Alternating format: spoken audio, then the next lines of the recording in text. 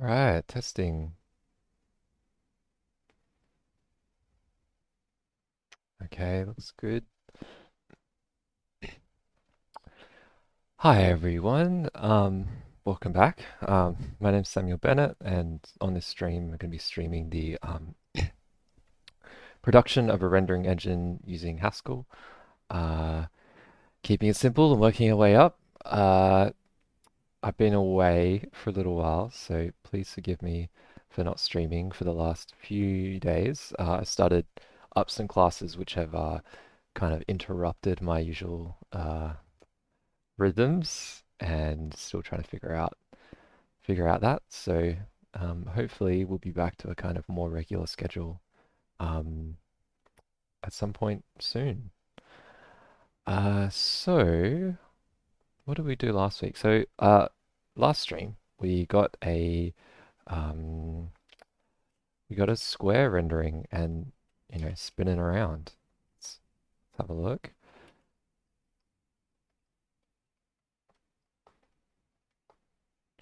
So this is what we got up to last week. Uh,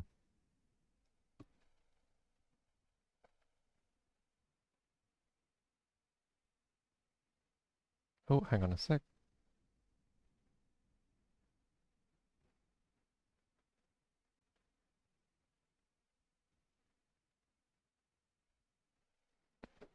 I might have to pause the stream in the middle today. We'll see. We'll see what happens. But we'll just get going now. Okay, so we had a square rendering, and today I think we're not going to do a lot more than just keep the square rendering. Um, Now I see if I can trigger an issue.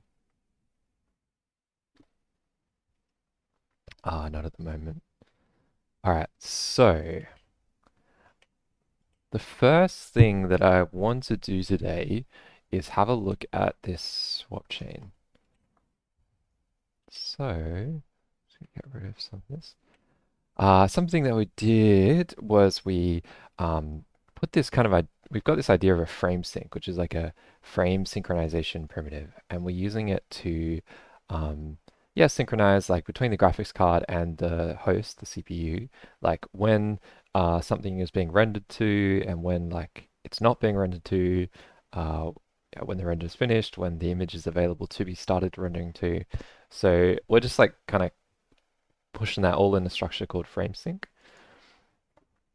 And what we do is like when we want to render to a frame, we get the next frame in flight, it's called here. So that gives us a frame synchronization primitive. And then we're using that um, to render to.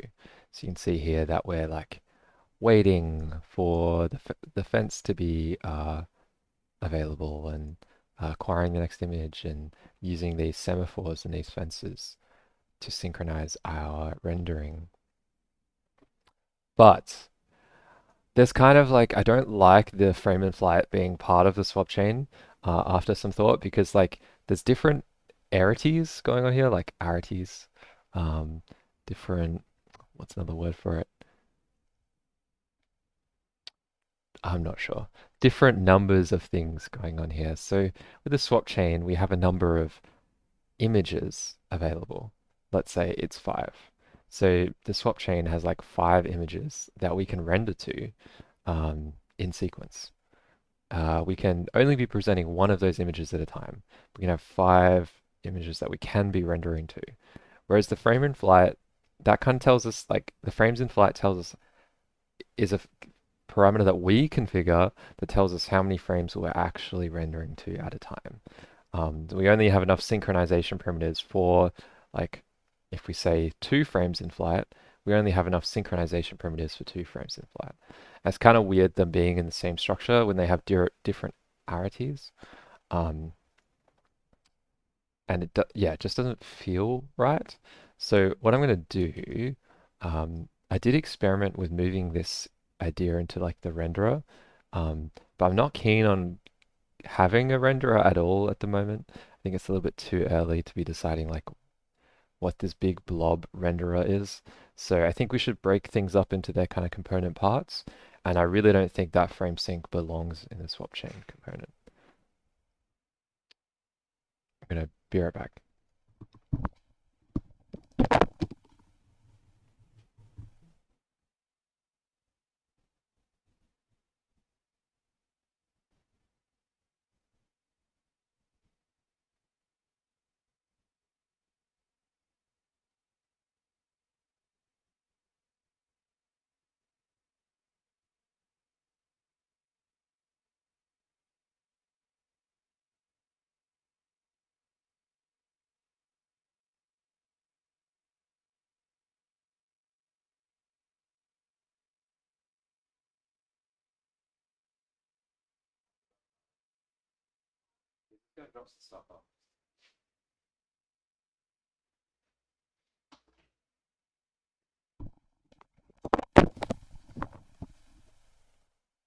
Sorry about that. So let's create a new module and we'll call it frames in flight.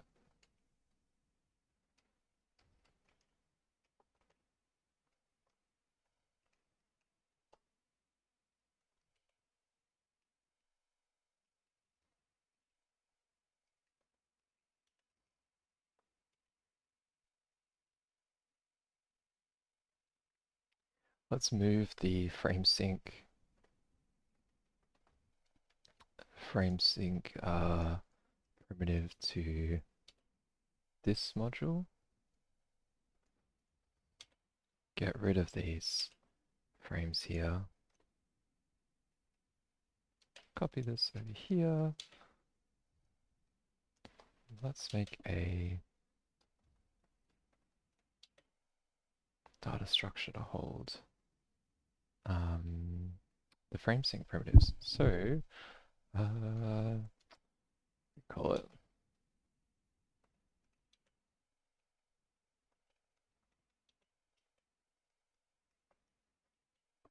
cool. Actually, we're going to need a queue of these.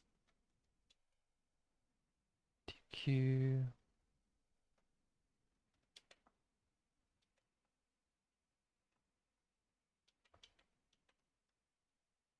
And we'll import some things.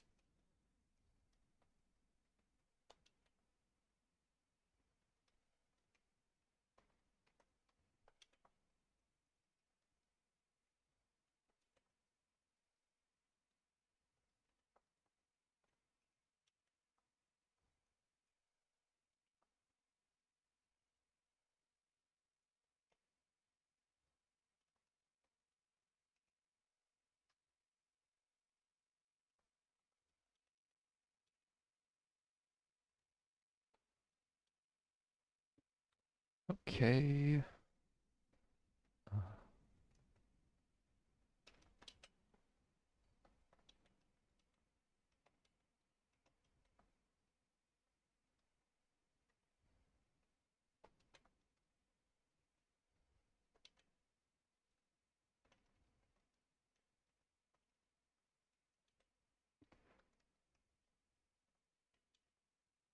Okay, so we just moved a couple of we just moved that over. What else do we need to do? We need to make these things with frames in flight. So given a device, and let's make a new type for this, new frames, non-frames in flight.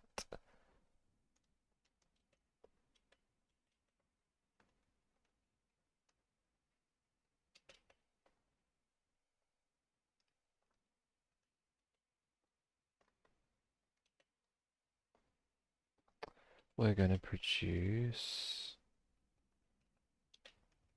this.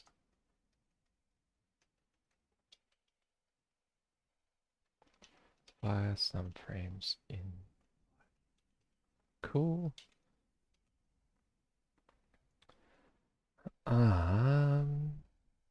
Alright, so we can copy this over, but we don't need a lot of this anymore.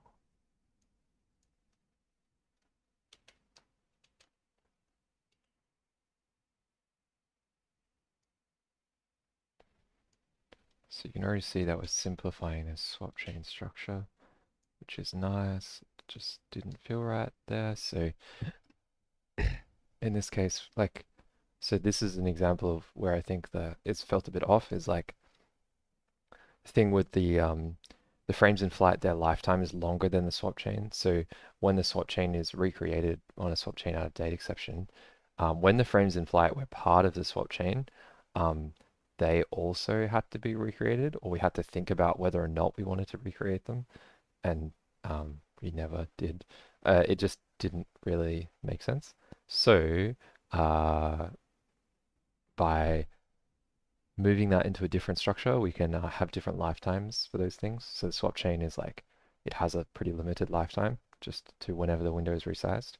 Whereas something like the frames in flight is going to exist basically for the lifetime of the program. So we can get rid of this casing that's happening here.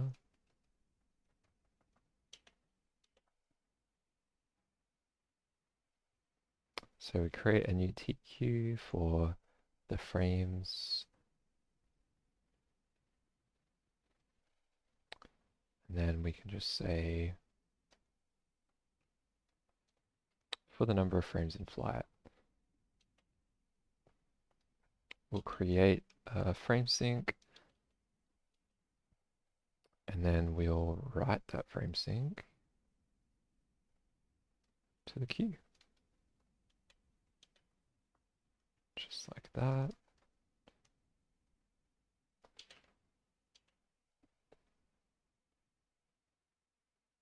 And then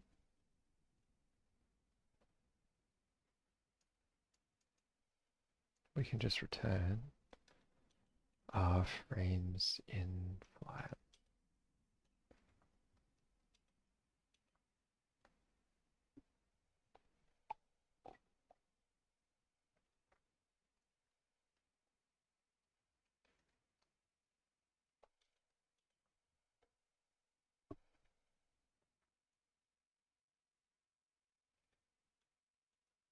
Fix up a few things here.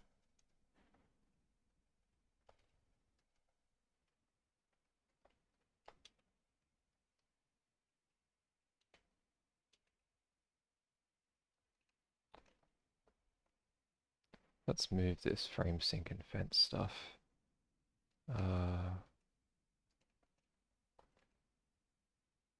With fence and with semaphore. Let's move them to where we create all of our other Vulkan resources.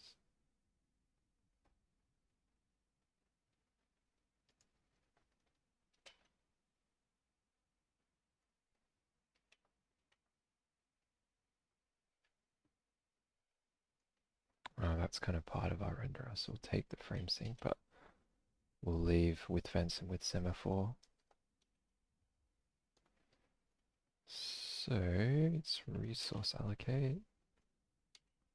Oh yeah, we'll have to update these to our new way of doing things.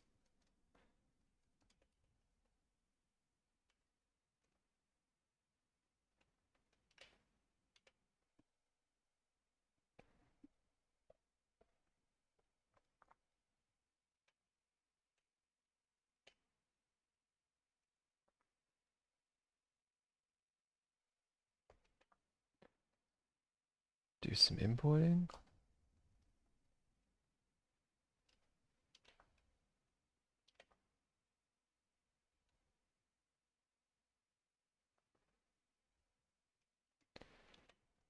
These are resources, so we're going to have to use our applicative instance to apply our function, our constructor through them.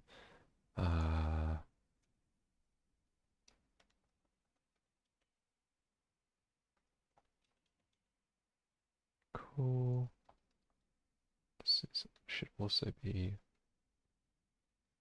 should it be a resource? No.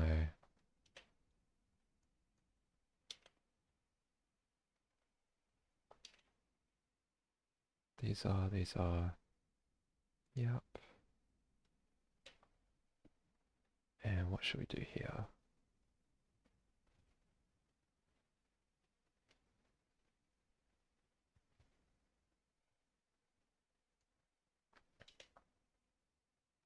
For now, we'll just get the resource. At the moment, I don't see...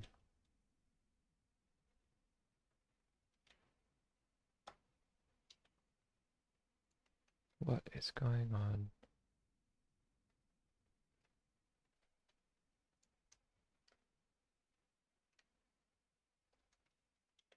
So, yeah.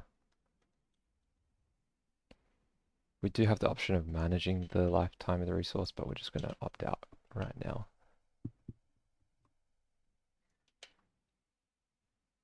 Okay. So have we got rid of everything from our swap chain?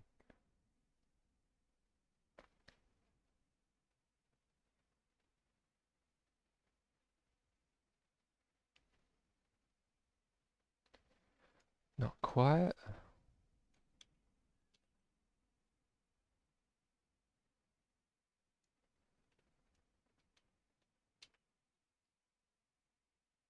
Okay, that looks better. I think the swap chain's better off for that.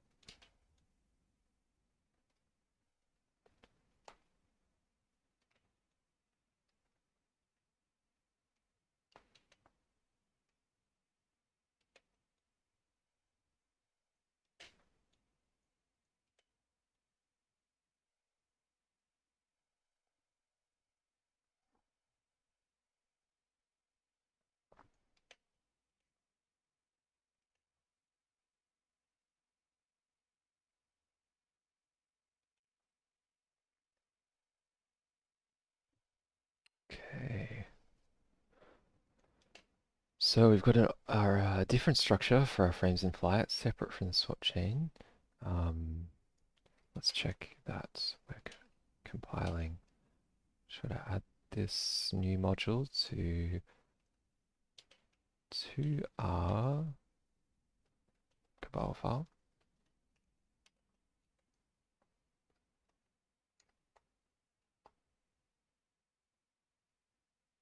Oh, yep. Make sure to commit.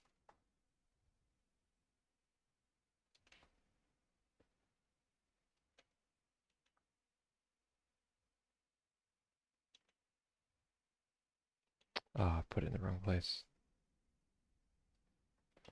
Frames in flight.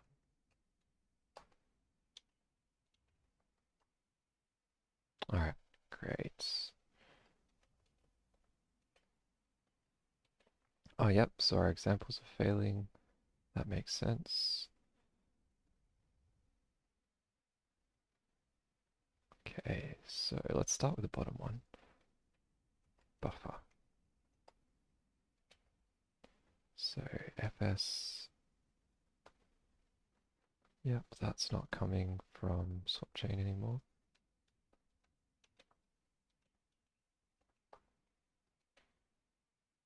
With next frame in flight isn't coming from swap chain either. Yep, so we should import frames in flight.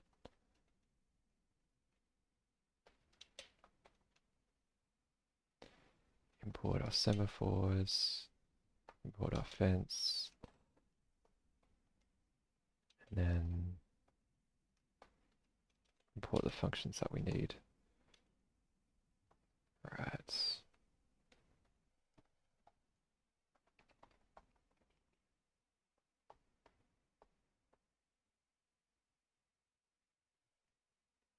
Let's change this to frames in flight.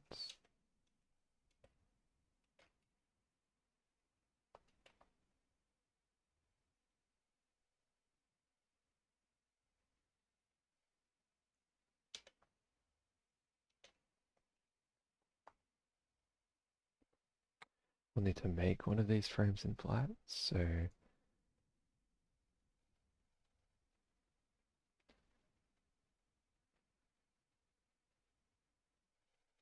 we'll leave the swap chain where it is, but we'll get rid of this argument, and then we're going to create frames in flight.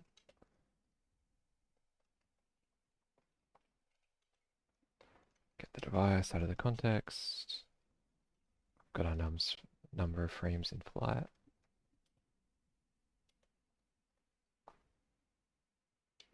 All right.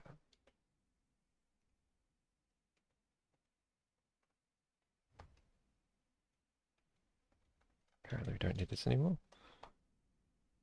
Looks good. So just do the same for everything else. Just copy this bit over. Go to triangle.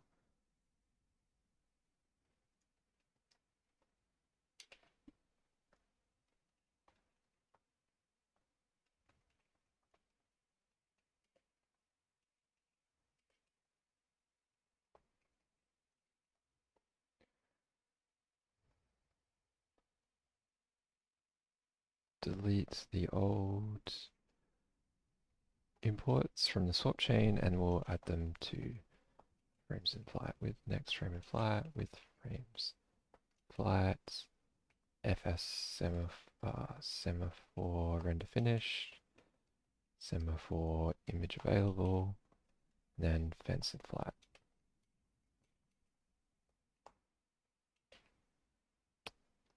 Yes, and then we'll need to remove that argument.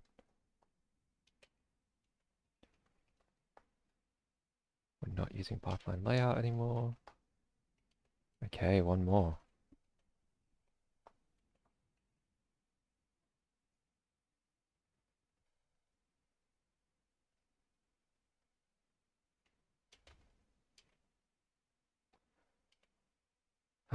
What else? Let's remove these.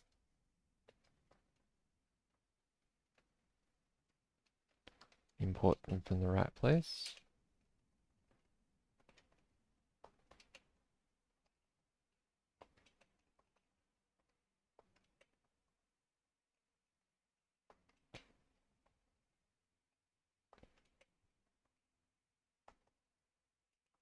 Cool.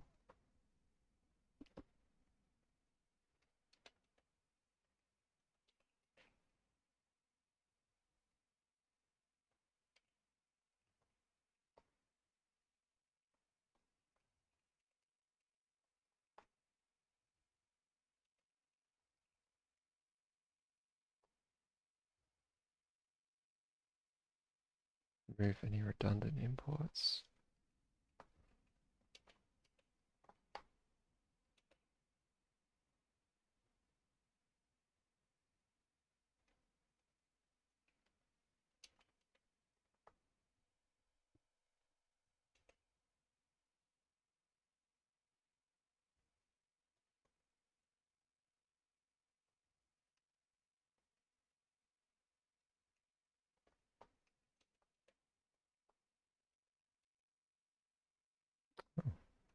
Looks like we forgot to include our allocator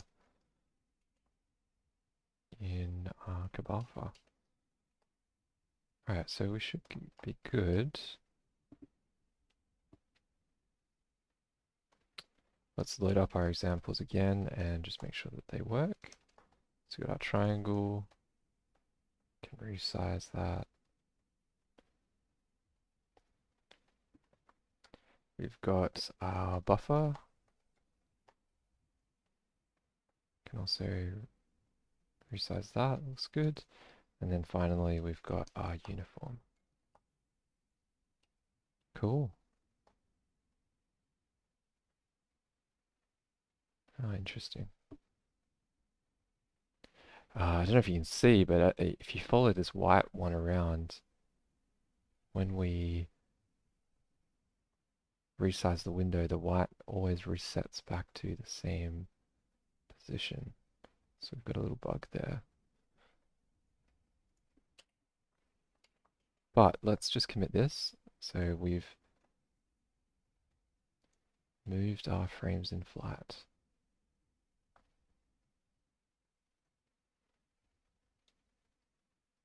Extracted it.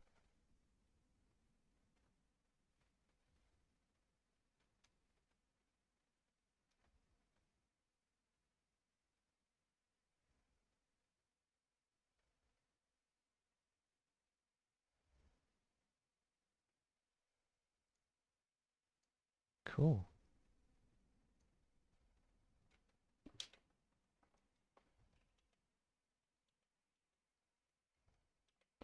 So we've moved our frames in flight to its own module um, because the lifetime of frames in flight is longer than lifetime of the swap chain. Also, they have different parity. So number of swap chain images is not equal to number of frames in flight. It's really kind of very little relation. All right, there we go.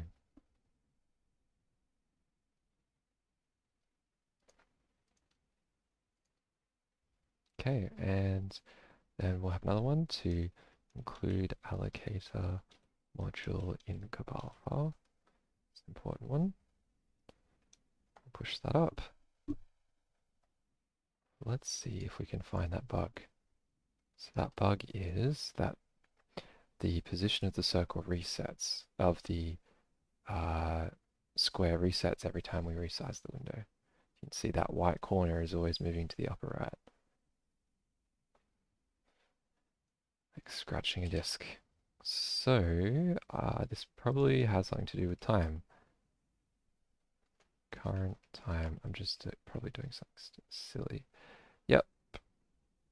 So, the start time, I'm getting that within this swap chain block, which means that every time the swap chain's reset, the start time is reset, and then therefore the relative time that's passed is being reset as well. Our reference point is moving, so we just need to put that outside the swap chain block.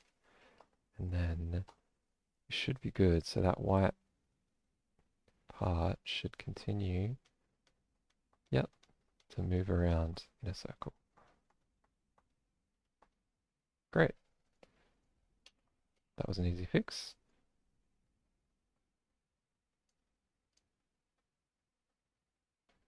Okay. Fix.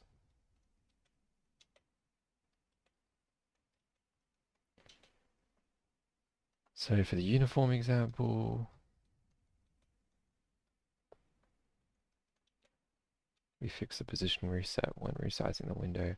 Start time was being taken inside of swap chain block, meaning the start time is changing every time the window was resized. So that's not what we want. Cool.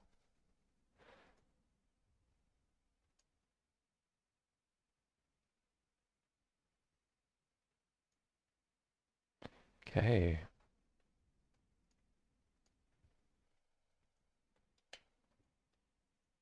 So what's next? Have a look at our pools. We've got a command pool, we've got a descriptor pool.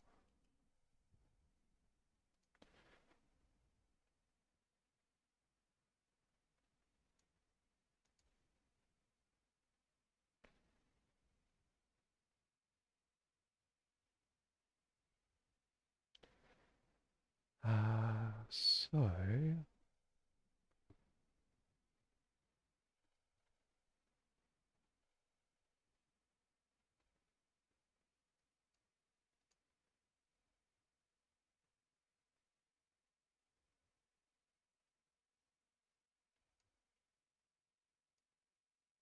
think one thing that we can start to do, just looking at my notes,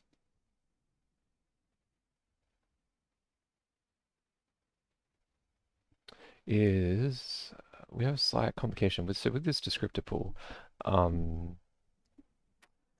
What we're doing is we're kind of manually looking at the descriptors that we're using in the shaders. In this case, we've only got one shader and one descriptor, and we're specifying the descriptor types, the number of descriptor types that there are, and then creating one pool and then allocating for that pool. The thing is that descriptor pools can't be used between threads. So if we have multiple render threads, we can't be using the same descriptor pool, which is all that we have the option of doing here, given the code that we've written. And the other thing is that it's kind of a bit cumbersome to manually think about, how many uniform buffers that we have.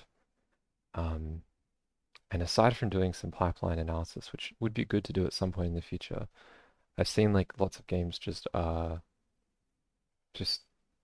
decide on a large amount to make the pool, like make the pool a certain size.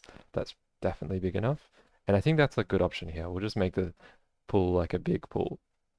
And then later on, when we are a little bit more kind of sure about the structure of our kind of render pass descriptions, then we can analyze them, figure out exactly how many descriptors we need, and only use like that much.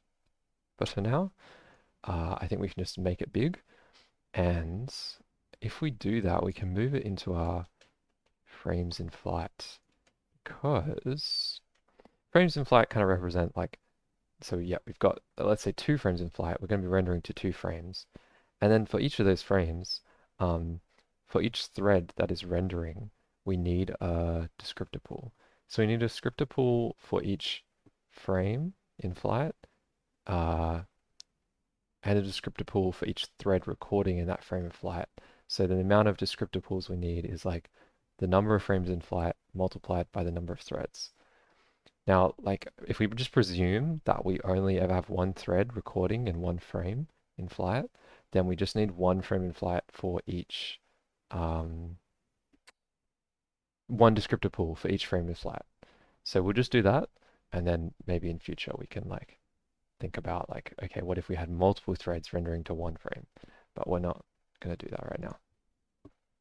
So yeah, we can kind of pair up the descriptor pool and the frame in flight, and we'll actually do the same thing for the command pool, because the command pool has the exact same restrictions. You need one descriptor pool and one command pool for each frame multiplied by each thread, so frames multiplied by threads.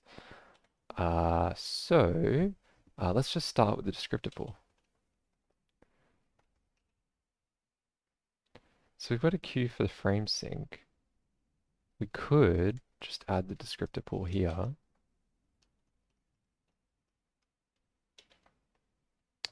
Or we could add it in a different queue. And I think adding it in a different queue is a smarter idea. But I do want to demonstrate why. So what I'll do, we'll create a new data type that represents like 1 frame in flight. So with 1 frame in flight, we've got a, what do we have? We have a frame sync. So let's just go. So these are synchronization primitives for this frame. And we also have a descriptor pool.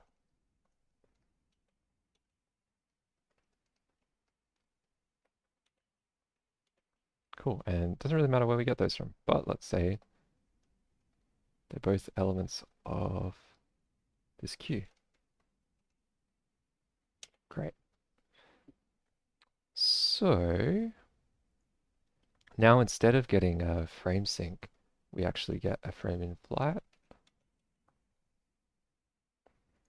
And instead of just writing the frame sync to the pool, for each frame in flight, we're going to create a descriptor pool. And like I said, we're just going to make the descriptor pool pretty big. And it is a waste of memory, but in future we can fix that.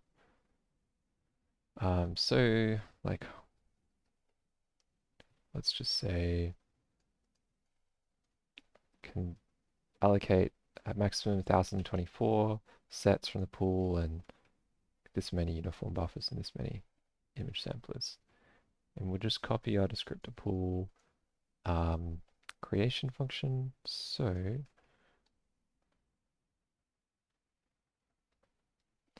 going to create a descriptor pool. It has maximum number of sets and then maximum number of uniform buffers and maximum number of image samplers. And instead of writing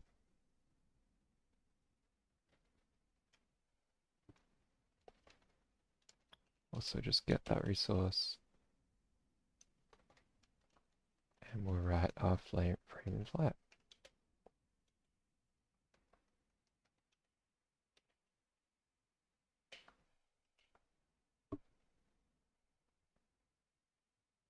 Great. Let's see if that compiles.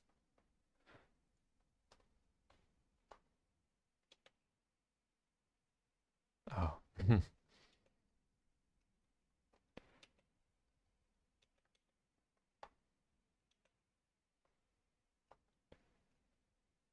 Oh, yep. Haven't imported that.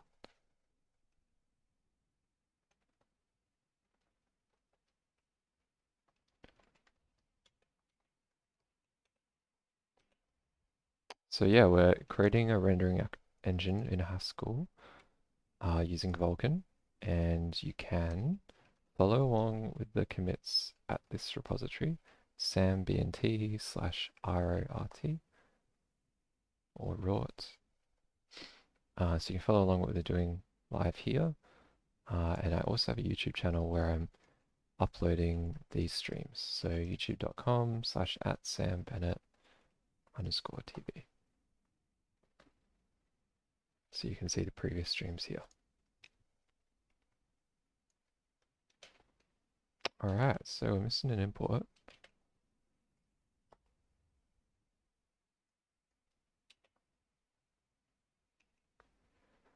Language show is not working. Okay.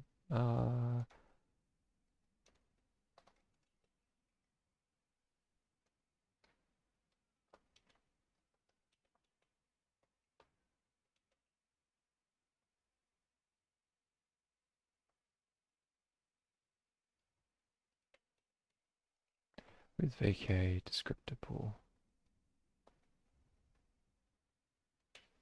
What's wrong with you?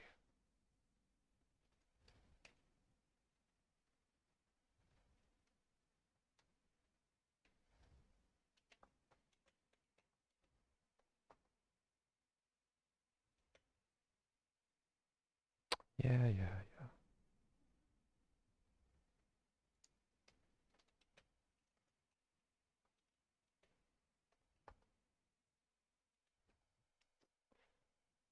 Reasons. Oh yeah, we'll fix all that later. So now when the user gets a frame and flat, they're also getting a descriptor pool they can record to. So that's great. Descriptor pool they can allocate from. Okay, let's use that. So now we can get rid of the descriptor pool that we're using here. Oh. When we get our next frame in flight, which is down here with next frame in flight, we're not getting a frame sync, we're getting a frame in flight with a frame sync and a descriptor pool.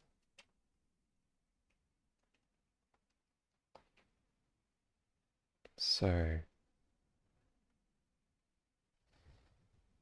yeah, rather than allocating the set at the start of the program and just doing it once, we'll do it in the frame. Blah, blah, blah.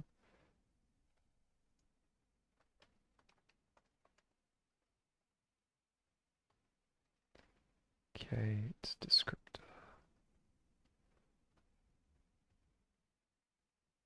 Hang on a sec. Uniform.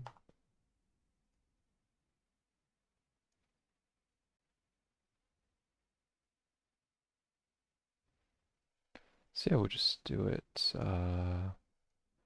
here, just before we use it. So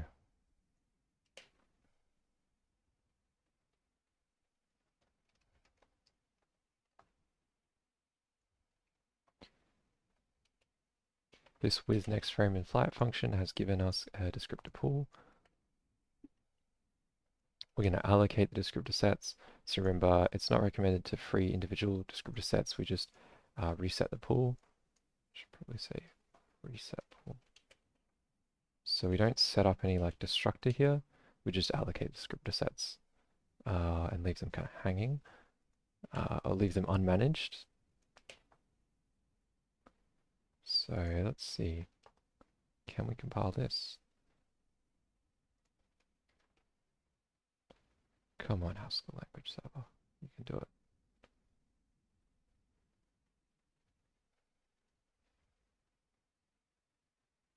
There we go.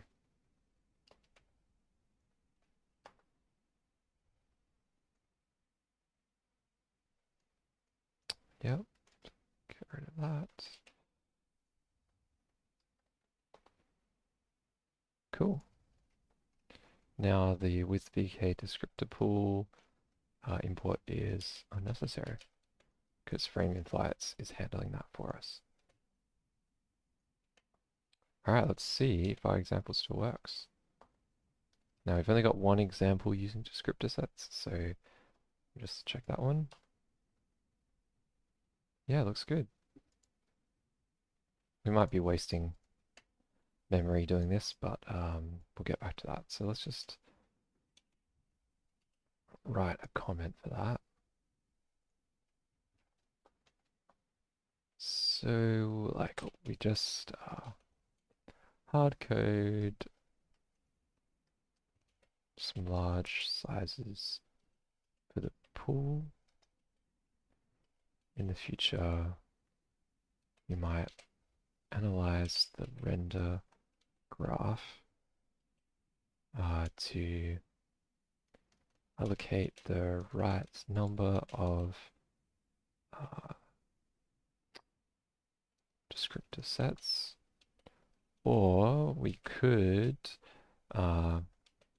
use like a free list of descriptor sets, just sort of descriptor pools. Just sort of like use one until it runs out and then get the next one until it runs out, and we'll just keep doing that. But for now, that'll do. Alright, so let's commit that. So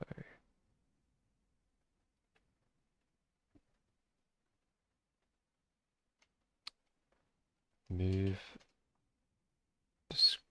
actually, totally forgot. We need to reset the pool. So when we get the next frame of flight,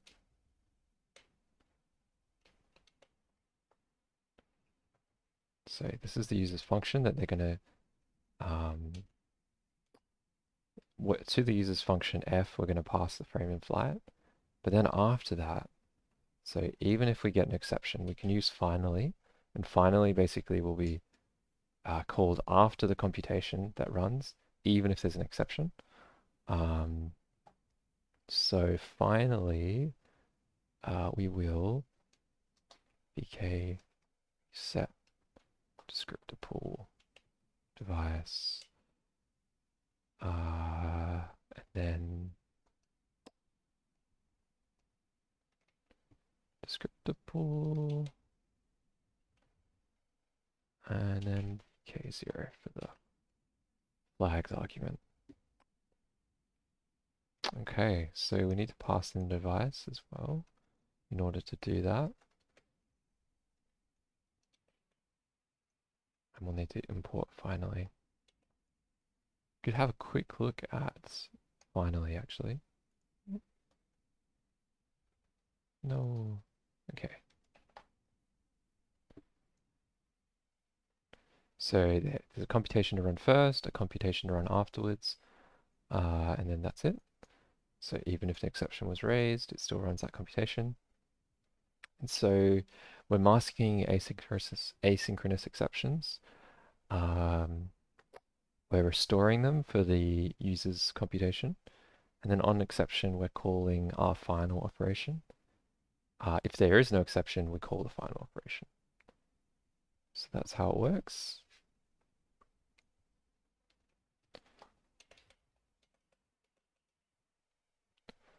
So this way we, what does reset descriptor pool do?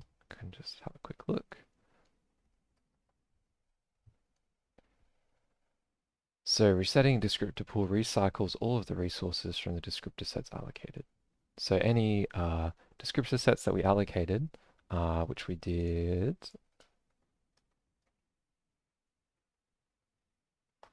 Which we did here. We allocated one descriptor set, and I said, okay, we're not going to free the descriptor set. We're not going to set up any destructor. It's just an unmanaged allocation. And the reason is because at the end of the frame, we just reset the pool. So, no problems. Okay.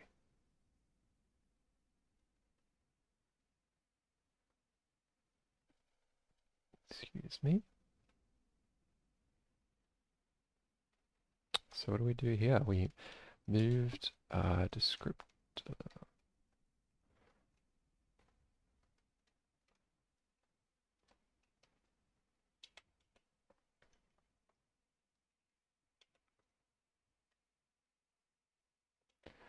Moved the descriptor pool to objects, and we also allocated allocated a number of large descriptor pools.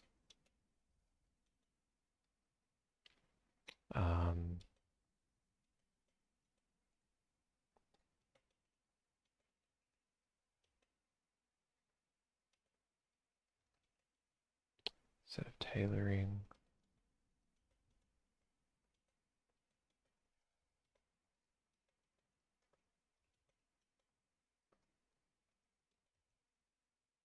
Gosh, what's going on here?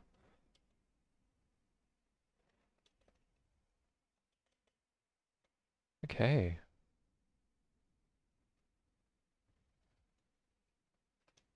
All right, let's push that up.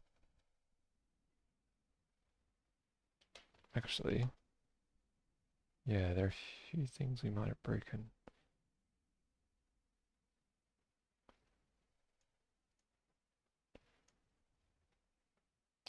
VK device, context.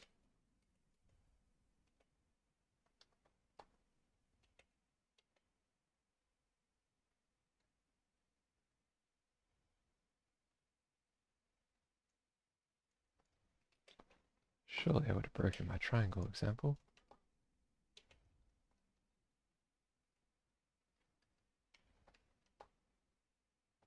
Yes, I did. And it didn't tell me. Alright. Cool, we're just gonna fix up.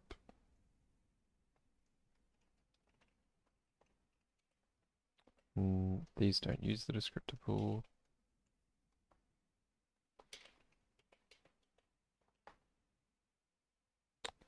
And finally our buffer example as well.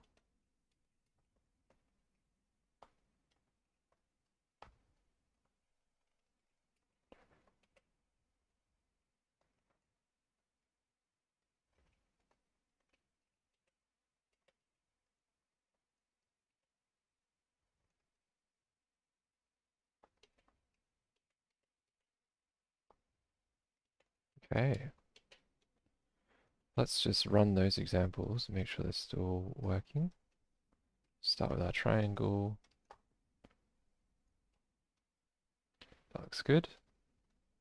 Vertex buffer. Still looking good. And finally, our uniform example. Cool. Alright, let's fix up that commit. Just gonna create a work in progress commit, rebase, squash it into the last one. And then I'm gonna force push that. Excellent. Okay, the next thing is the command pool. We should move that. So like I said, the number of descriptor pools you need, they can't be shared between threads. The number of descriptor pools you need is, you need the number of frames in flight multiplied by the number of threads that will be recording to each frame in flight. In our case, we're going to assume that we're single-threaded recording, so only one thread per frame, but we can have multiple frames. So we're just going to we allocate one descriptor pool for each frame in flight. And the same thing is true of command pools. So we can just do the same thing for our command pools. And our command pools are actually a little bit simpler because there's no size involved. So yeah, don't have to allocate any, big buffers or anything.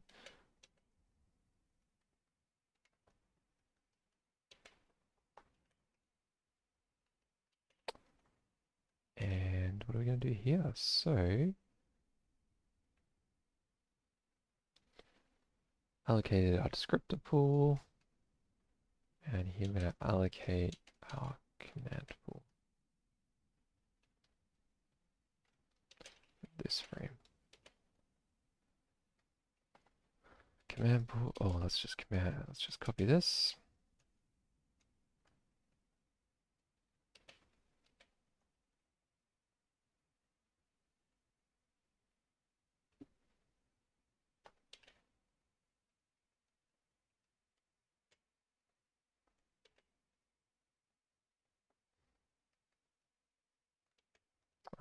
So we're going to need our Q families as well as a argument to this command. So let's get them in. These are the indices of the Qs that are available to us. And we can just get them from the Vulkan context.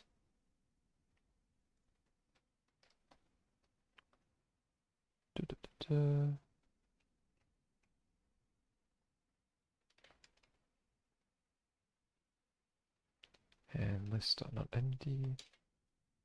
Okay, we've got our command pool. Put that in the frame of flight.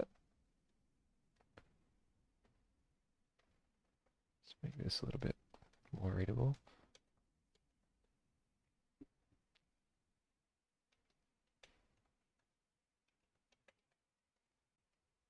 Just get our resource. Okay.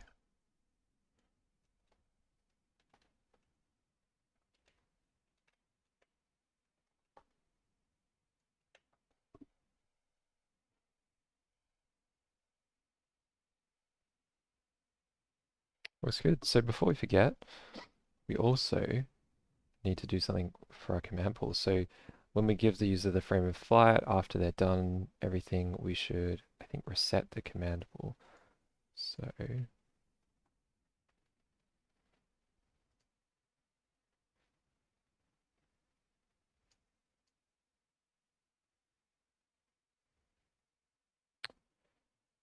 yes, reset command pool.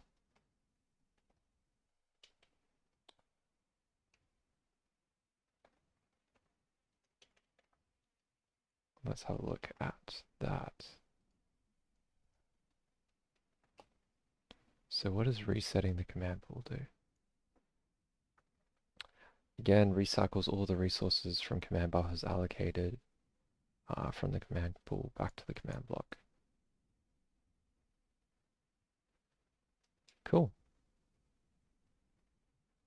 So we're just going to make sure that we finish rendering before we do that. But we'll get around to that. So we're just using finally again. So again, this is going to run at the end of this computation if it successfully completes, or if an exception occurs during that computation. And we've got some things to fix. First up, we actually need a command pool here. So let's call this like copy command pool. So when we copy the buffer over, we use a command pool. Here we go.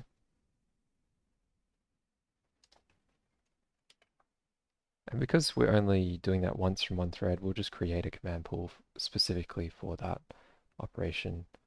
But then per frame, we will get our command pool. And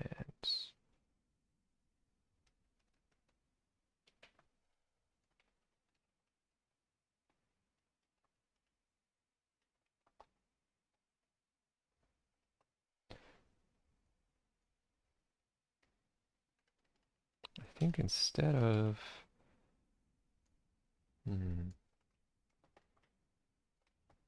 Give me a sec. I need to just have a quick look at something.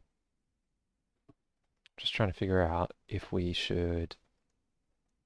Because with VK command buffers also freeze the command buffers. And I'm just wondering if we should even do that. Because we're resetting the command pool anyway, do we need to?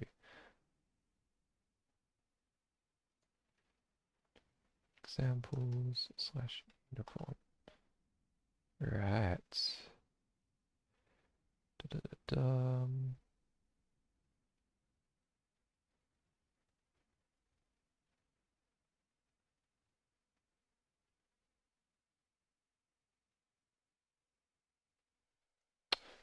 Well, it can't hurt. So we'll just do it for now, and then I'll have a better look into that later.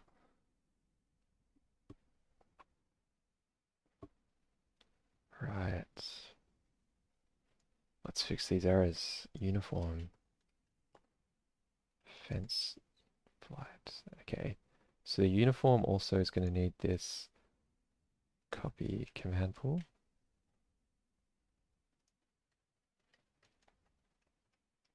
For the frame in flight, we'll give it command pool. Get rid of this. That should be good. Ah, but also we need to pass in our Q families.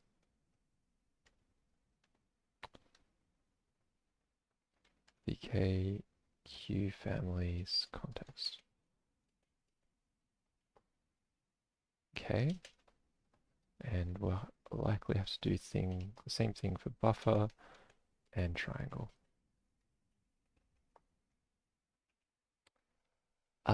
With frames in flat. And triangle.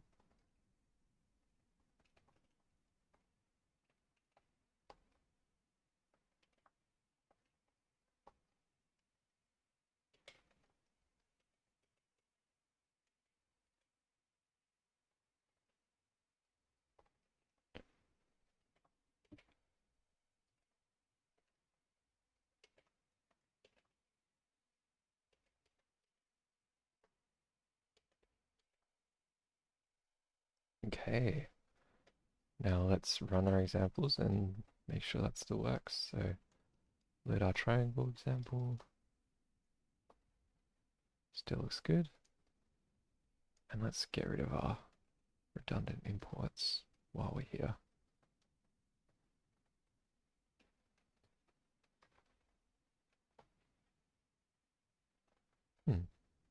Doesn't seem to remove redundant imports from like inside an import block. Just a little bit annoying. We'll do the same for buffer. Let's have a look. See if it works still.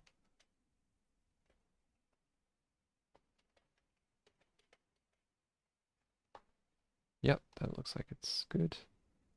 And then finally we'll do the same for uniform.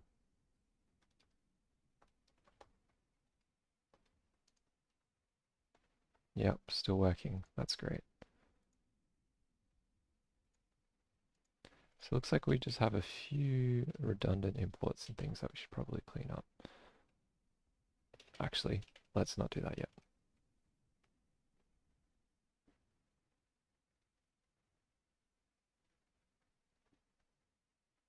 We'll commit this series of changes.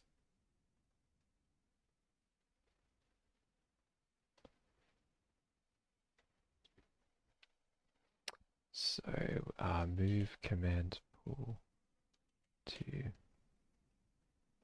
frames in flat.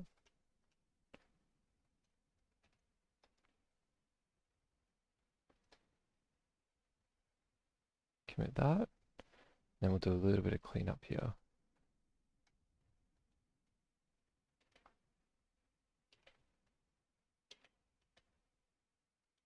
And in the allocator, we've got this thing called memprop flags that we're not using. And a redundant import.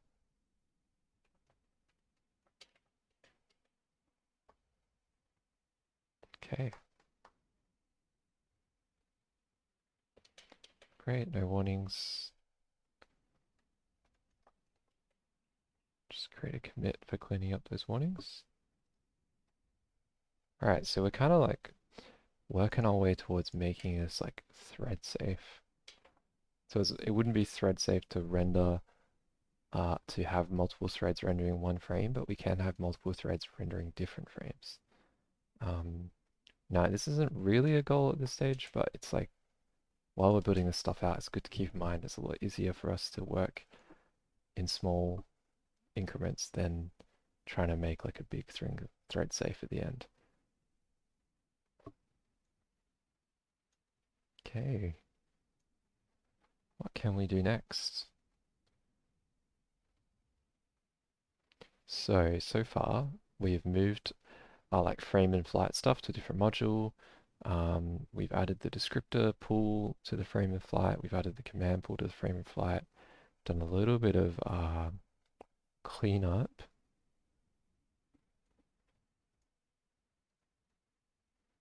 Oh, you know, one thing I wanted to do, just while I think of it, this allocator, I want to move that into the Vulkan context. Because there are going to be things that we want to use the allocator for. There are things that that the allocator should allocate first. And really one of the only places we can do that is in the context. So let's put it there.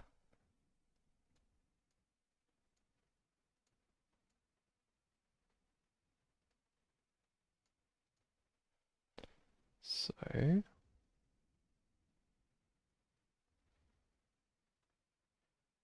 blah blah blah blah. We're going to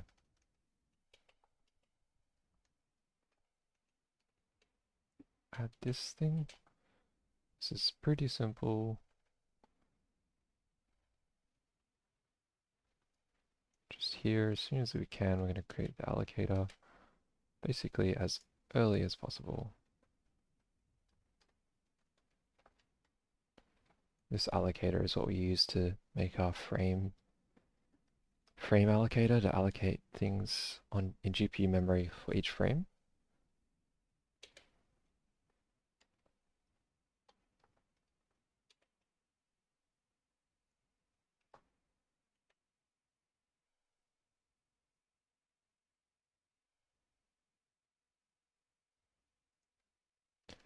And make sure to put it in the context.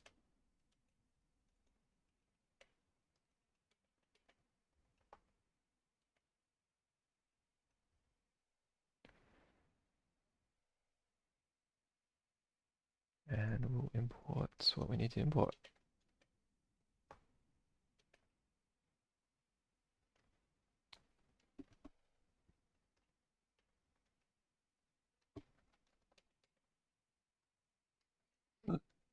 Excuse me.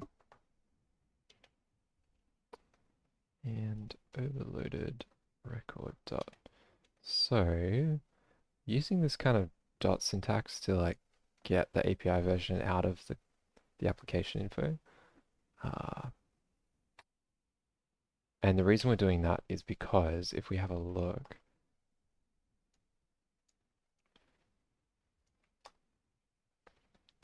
at this application info, this is what's passed to Vulkan to do things like figure out the Vulkan API version. You've got this like field called API version, and that would be simple. Usually you just put the function API version in front of the application info. But we can't do that here because it's ambiguous. There's like two other occurrences or one other occurrence of API version in this module, which just like it happens pretty often with these auto-generated Haskell modules, Haskell packages. So one way to get around it that I found, the best way to get around it, I found is just using overloaded record dot. It like gives enough information for the compiler to figure out which API version to use. So I like that.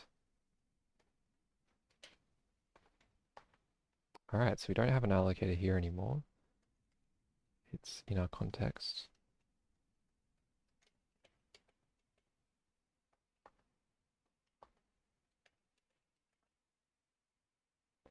Great. Let's just give our uniform example a go again. Still working.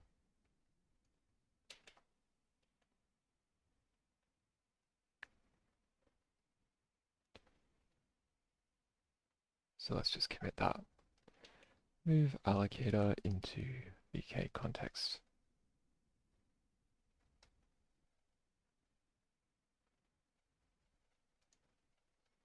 Okay, that's one thing off the list.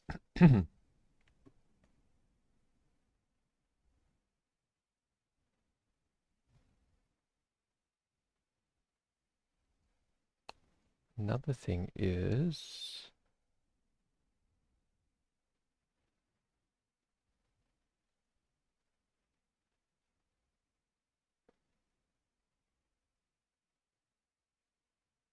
I think something I want to do.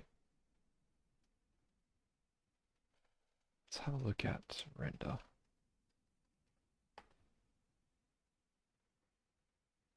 I think something I want to do is this presentation logic.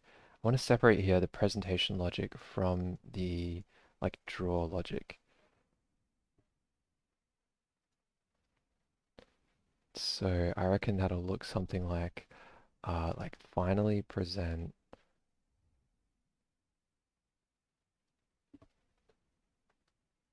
So all of this is just working towards kind of thread safe renderer.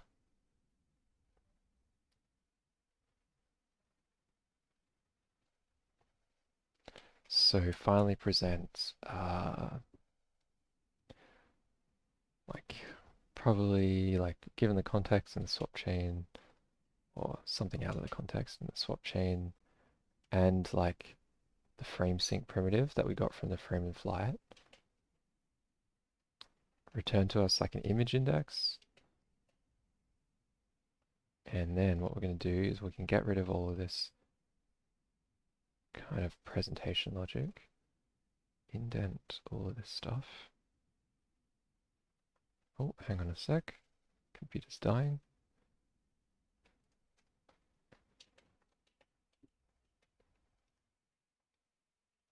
It's always Haskell language server.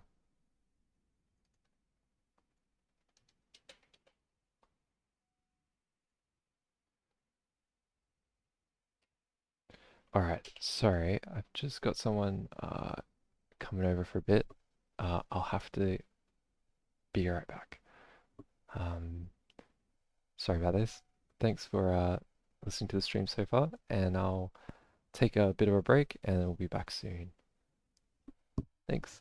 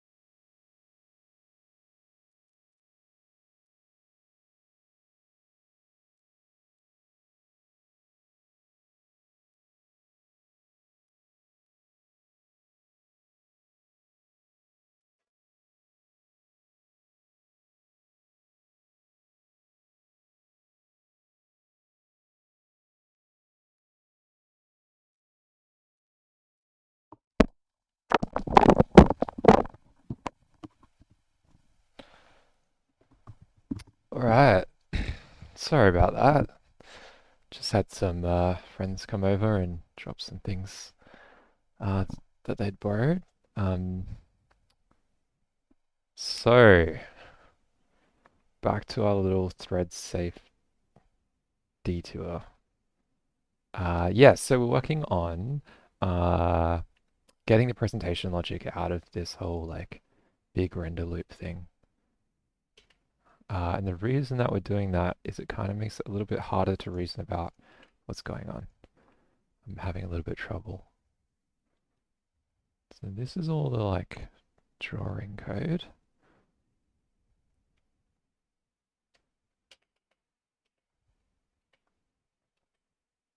All right, now let's write some function finally present. And that's going to have the drawing code in it. And then it's going to have like the function that the user calls. So we're going to give the function that the function that the user provides. We're going to provide it with an image index, and it should return a command buffer to us that we will submit. And we'll need to get the other part of the presentation code, which is the start.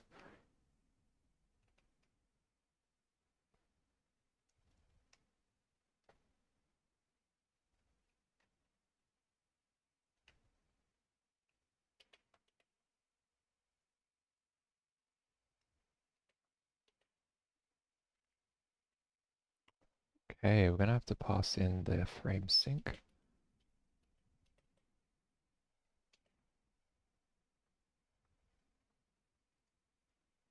What else? The device.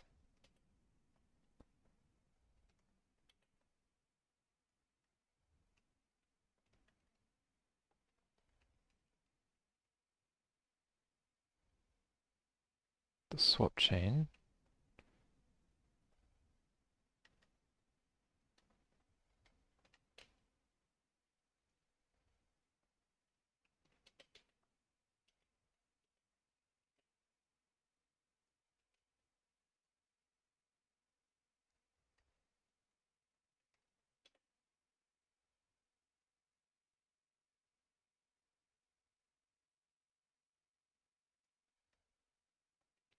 Graphics queue. Well, let's just say the queue to submit on.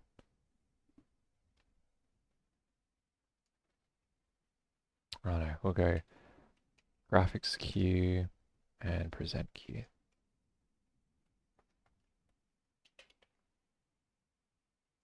Device, graphics queue, present queue, swap chain, frame sync, and then the function to call.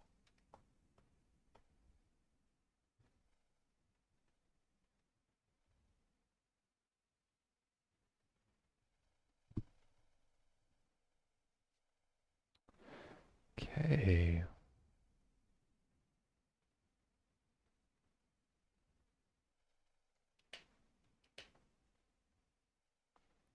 Let's give this a function signature.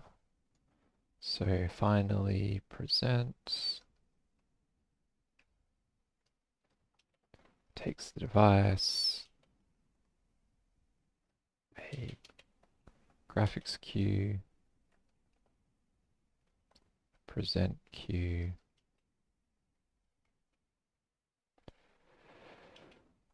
swap chain,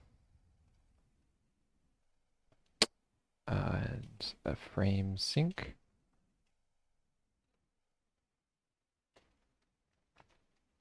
Then it's going to take a user provided function. It's just a word32. And it's going to, that user provided function should return a command buffer. That's our function. This is in monad IO.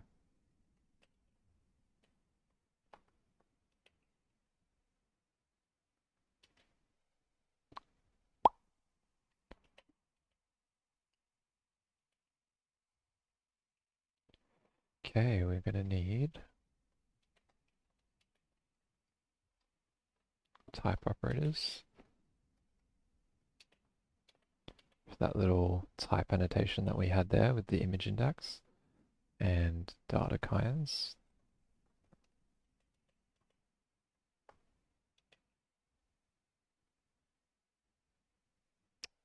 That's the wrong type, KHR. Got to import frame sync. Raw.render dot frames in light frame sync.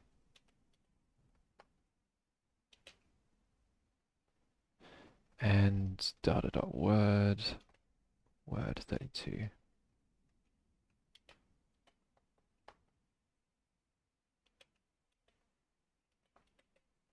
Let's see if we can get our Haskell language server back up to make this next bit less painful.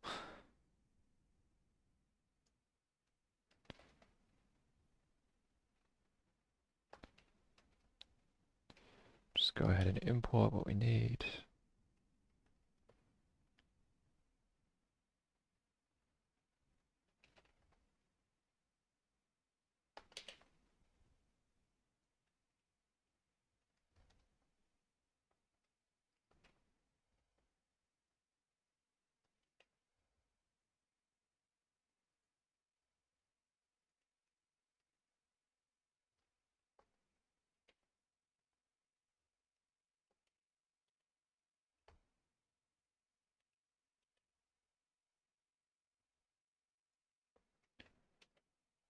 Okay, we'll head back to our uniform example. And what we're going to do is call finally present.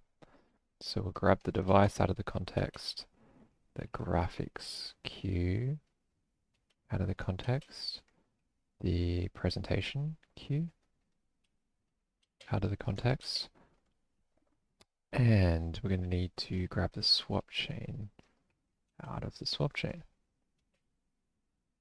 And finally, we'll pass the frame sync that we got from the frame in flight.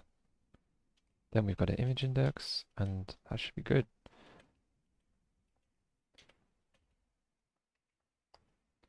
Minus whatever we need to import.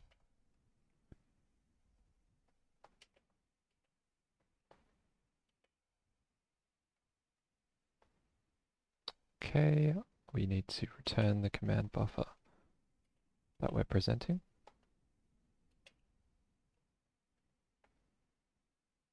And we can get rid of any redundant imports.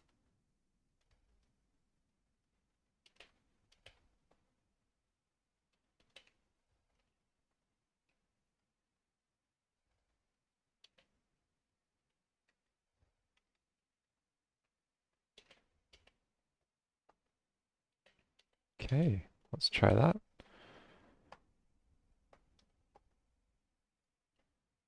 Great, still good. So all we've done here is just move the presentation logic into its own function. Because the presentation logic is the only thing that's gonna like throw a swap chain out of date exception. It's the only thing that's gonna tell us that our swap chain is out of date and it's gonna trigger the swap chain recreation. So just having it in its own function kind of helps me like take stock of what's going on. That's it. No big reasons otherwise. So we should update our triangle and buffer examples to do the same. So after we get our frame in flight, we're going to like call the presentation logic, and then we'll get rid of the presentation logic that is already there.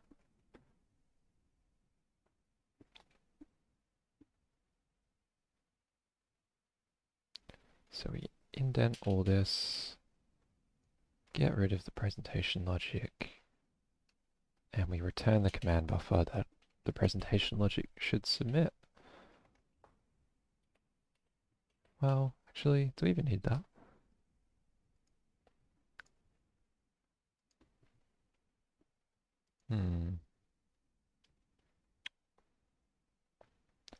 Food for thought. Maybe we don't submit the command buffer on behalf of the user. But whatever, we'll just leave it there for now. We'll figure the rest out later. I'll just put a little to do.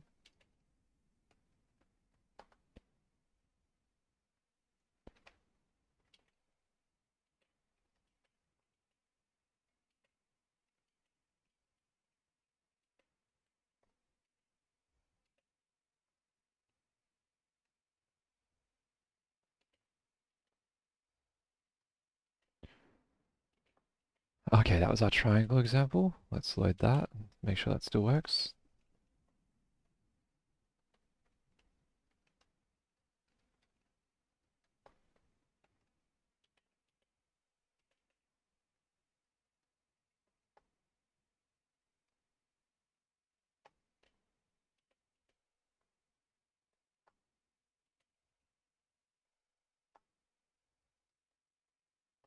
Looks like it does. We're just going to get rid of some redundant imports.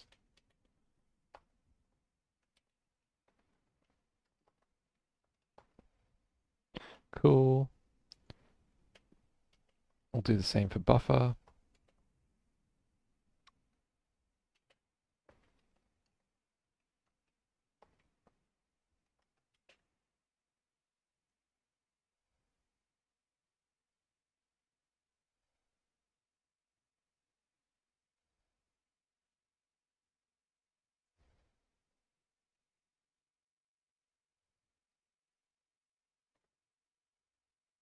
So we get rid of the presentation logic from the user code.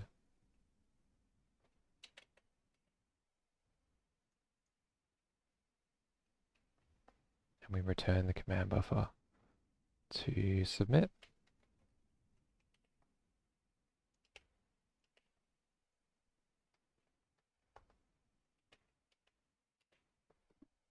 Yeah, because we could have another like function called like finally submit that like allocates command buffer for us. But yeah, we'll get to that. All right, let's load that up.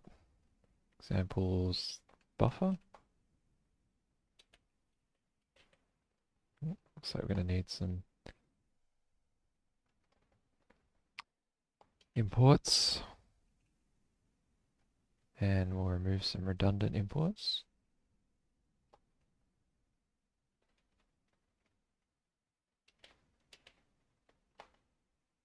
And looks like we're good. Great. And one last check.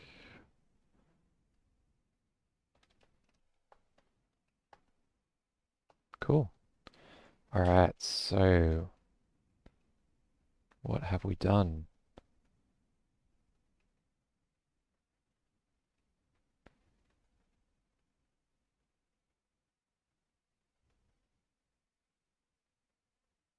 We've moved presentation logic into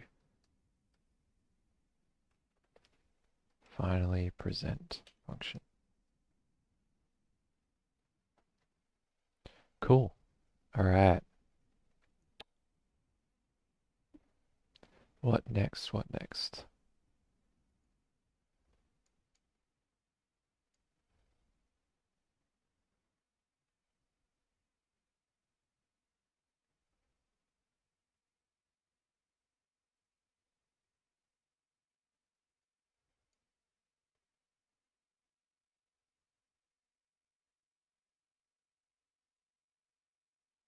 So yeah, let's look at the basically our non-thread safety or really our non-exception safety in frames in flight.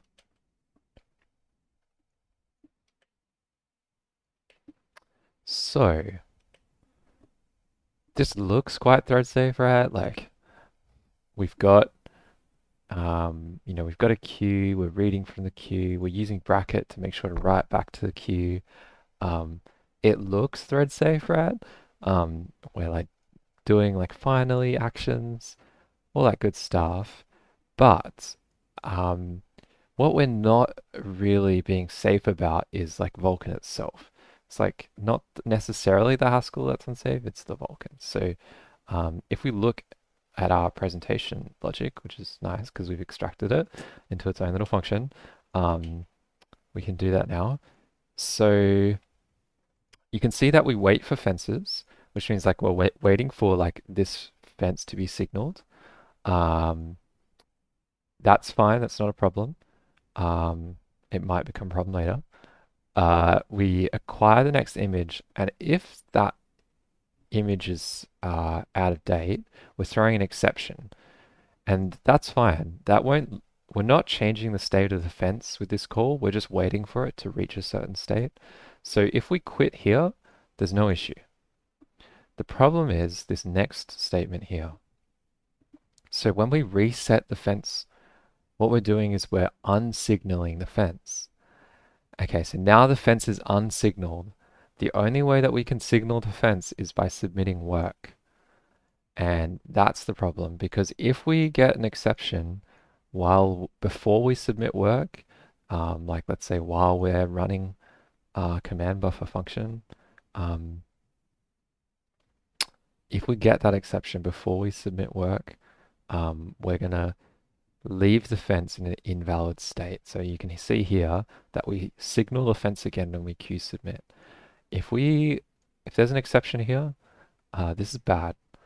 So what will happen is the fence will become, this fence is in a unsignaled state.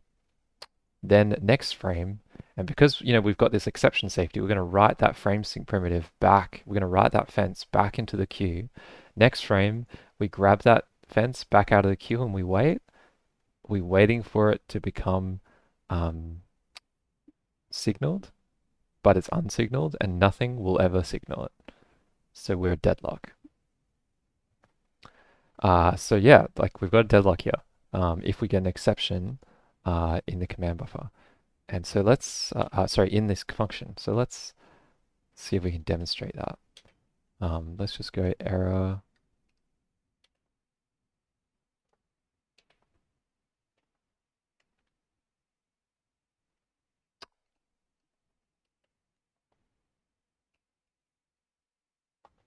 Let's just throw a swap chain out of date exception here. And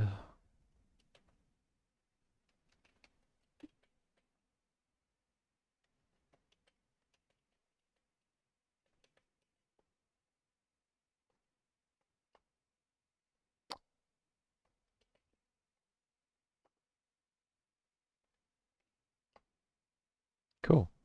So on the first frame, what happens is like we acquire that fence,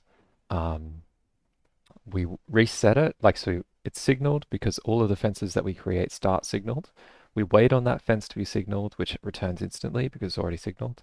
Then we reset the fence, ready to submit work, but then immediately a swap chain out of date exception is thrown. So the fence has been reset into the unsignaled state and nothing will ever signal it again. Then the next frame, we go to collect that frame in flight again, and we deadlock because we wait on that fence to become signaled, but nothing will ever signal it. So now this program is unresponsive. Control C is not even working. So I have to go find the process and kill it. So that's not what we want. And even though I've used swap chain out of date exception as an example, what will happen is if we have like multiple threads running, if one thread gets a swap chain out of date exception in like a fine place, like as in if it was to get a swap chain out of date exception when presenting, that's fine. We've already submitted work. The fence has already been cleaned up. We're all good. Sure, that thread's going to be fine, but we don't know where in the execution, like where in the sequence of instructions the other thread is. If we have two threads rendering, one thread has like got an exception and that's fine, but then we don't know where this other thread is, and then it gets killed because the first thread it encountered an exception. So it encounters an exception which cancels the other thread and then rethrows that exception to the other controlling code. But we don't know where that thread was. And so if we break there, we might leave it in an invalid state. So what do we do? Well, there's we can't actually like this. I suppose we could submit like an empty command buffer to the queue, and then that way it would like reset the fence. But with semaphores, which are also part of the FrameSync primitive, we can't do that. Um, so the easiest thing to do is actually destroy the old fence and semaphores and create new ones. Because it's invalid to use those fences that are kind of like, and those semaphores that are in that invalid state. But what we can do is destroy them and create new ones, and there's no problem there. So that's what we'll do, but we'll have to do it in a thread safe manner.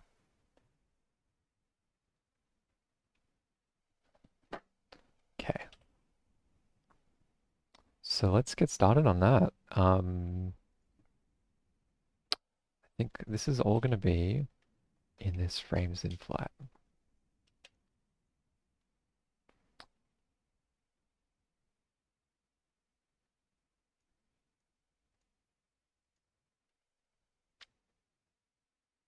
So let me just refer to my notes.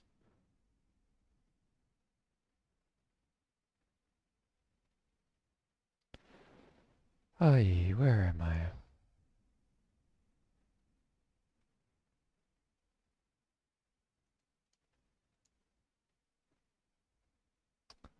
Da da da da. Um,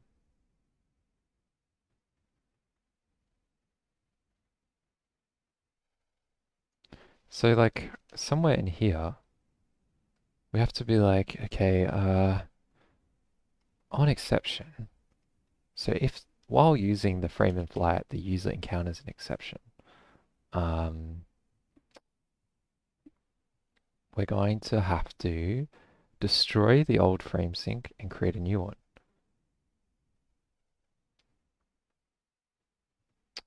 But there's a little bit too much going on here. We've already got these handlers.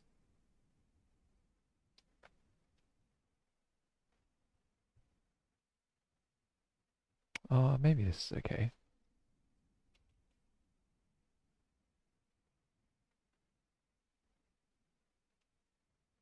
So we don't have to worry about the descriptor pool or the command pool because we were setting it anyway. That's not a problem. But it'll look something like this. So on exception, do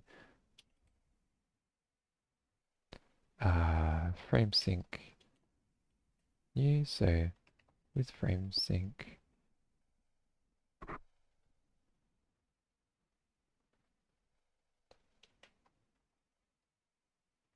got a new frame sync. We'll free the old frame sync, and then we'll so and then I was going to say we'd write it back to the queue, but there's already something writing it back to the queue. Yeah, okay. So in this case, I think there's just a few too many things going on here. Like we're acquiring the frame in flat, sorry, we're acquiring the frame sync, the descriptor pool, and the command pool all at once. So I reckon we should just, and I think this will better suit our design in future anyway. Frames in flat, frame sync, and descriptor pool. So we'll just create a separate separate TQ for each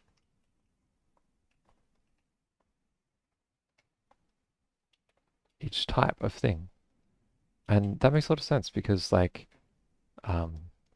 these don't actually need to be in the same TQ, and also they might have different I use that word again, like arities or pluralities. Like there might be different numbers of frame syncs to descriptor pools and command pools, and that's not an error.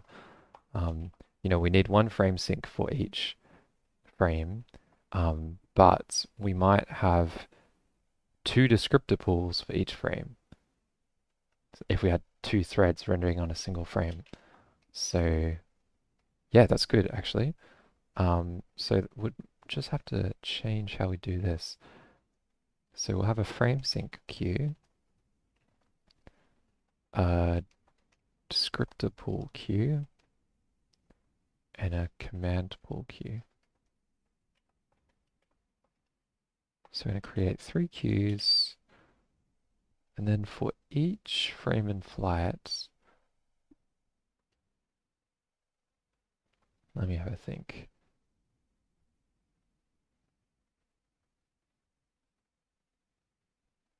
Yep, we're going to create our frame sync, create our descriptor pool, create our command pool. So that'll all be the same, but instead of just writing to 1 queue, I'm going to write to 3. So we'll write our frame sync to that queue. We'll write our, or we can just do this all in one. Hey.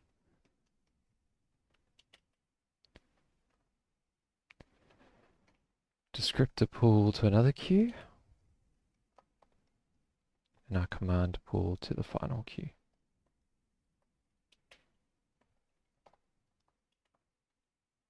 All right.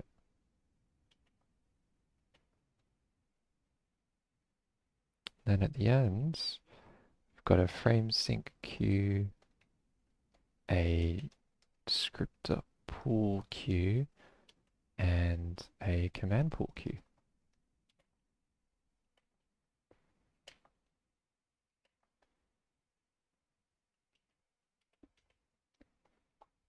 See how this works.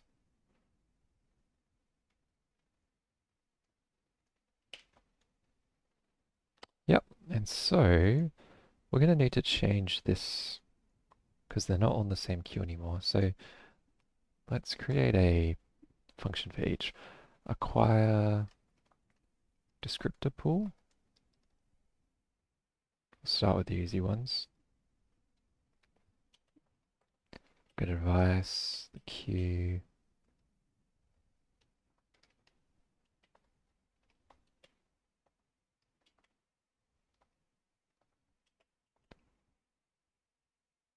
So we're going to read from the TQ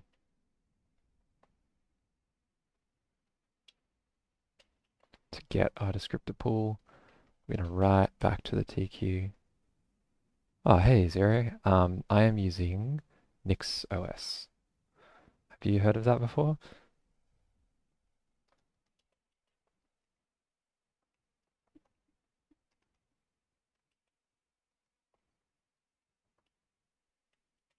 Because if not, I can give you a quick description.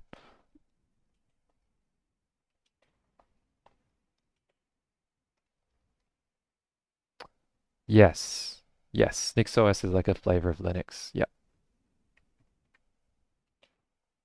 So it just if I open up,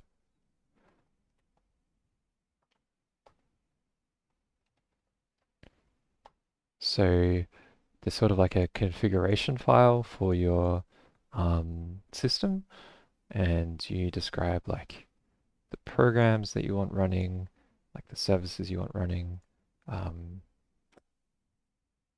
like a list of programs you want installed. So for example, I think OBS is in here somewhere. Maybe not. Anyway, the programs you want installed, your fonts, yeah, that kind of stuff. You describe that, and then you can just build your system from that. And that's the configuration, but yeah, there's a set of inputs into that kind of configuration. For example, Nix packages, and Nix packages is where most of the things come from. And yeah, Nix packages is just like a big collection of um, uh, build instructions for building software. So it's package manager. Yeah, so there's a massive collection of packages there. And then it also Nix packages also defines kind of the syntax for these configuration files. So yeah, for this configuration file, I have like this option, hardware.sane enable, which just enables the like sane is like a scan thing. So it enables some stuff for the scan. So if we go to Nix packages, maybe we can find that option. Yeah, here we go. So Nix packages defines this option, hardware.sane enable, which enables support for sane scanners. And then in the configuration, it's like defining a bunch of like systemd services and environment variables and stuff. So it's pretty convenient, and it's really good because like you can roll back your system really easily and like get control your system. Um, yeah, I like it. It's just it's not the most user friendly sometimes, but I've been using it for like a lot of years, so I'm kind of over that now. But it does still make it a hard sell to others.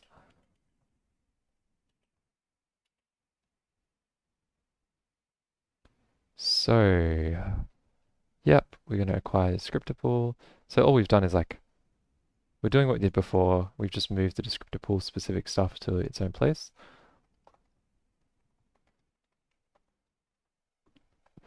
Okay, yes. So what I'm doing is I'm building like a renderer, a Vulkan renderer in Haskell. So the inspiration is, um,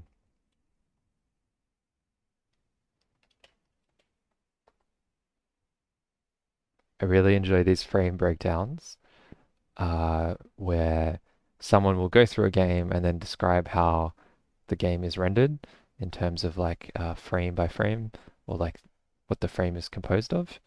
Um, and when they go through these things, they make quite complex kind of things seem simple. Like that, they're like, oh, like yes, this is a very pretty game, and it's made up of five render passes, and here's what happens in each render pass. And like when you read it, you're like, oh, like that makes sense. But then like your ability to describe that to the computer is where everything falls apart. It's like I can tell you how to render this frame, but I can't tell Vulkan how to render this frame. Um, and so what I'm doing is I'm making a high level language to kind of bridge that gap. So I can describe these render passes in like a high level kind of syntax, and then the renderer will convert that into Vulkan code that then actually renders the image. That's the idea. You've heard Vulkan is just the better option versus OpenGL. Yes, I agree. Like, I mean, if you don't want the control, just use a game engine, um, or, existing software. Uh, if you do want the control, yeah, I just recommend Vulkan. Because, like, I've tried to use OpenGL, and it's just like, I did use OpenGL for a long time, made stuff in OpenGL, but it's, your ability to describe these kind of render passes and things like pretty limited. Um, and yeah, it's like if you're gonna go down the rabbit hole, I recommend you just go down the Vulkan rabbit hole. But you're gonna be going down that rabbit hole for a long time, so if you really just want to get stuff done, just use a game engine. But we're doing something kind of different here, so that's why we're not using a game engine. But we're a fair while away from that, so we're just building up like some simple examples. We're not abstracting anything at this point, or if we are, we're doing it little by little, and we're going to build our way up to something that can take a high-level description of these render passes and compile them down into Vulkan code. And right now, we're just trying to make one of our little examples thread safe, because we might as well when we have little code to worry about. And I've been talking a lot about exceptions recently, and this kind of like dovetails well into that. Because in this case, the thread safety is all really about exception safety.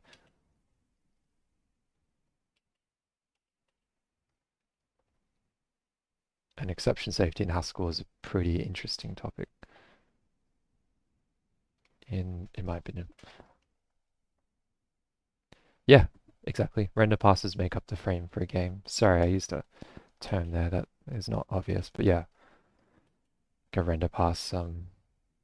Actually, I might have an example. So this is render doc.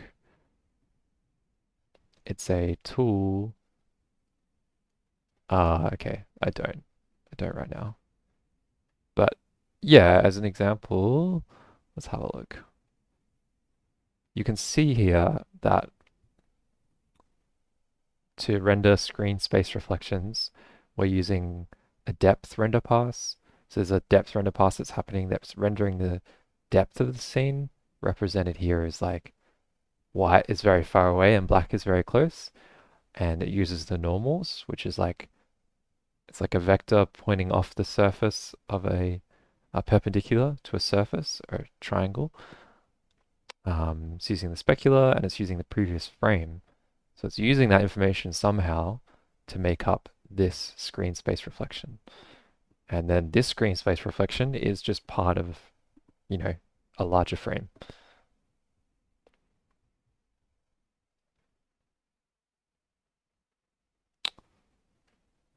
So yeah, we just want to get, we just want to play around with render passes really. That's all I really care about. Is playing around with render passes. Not super like, fussed about making a game or anything at this point, but maybe we'll get there.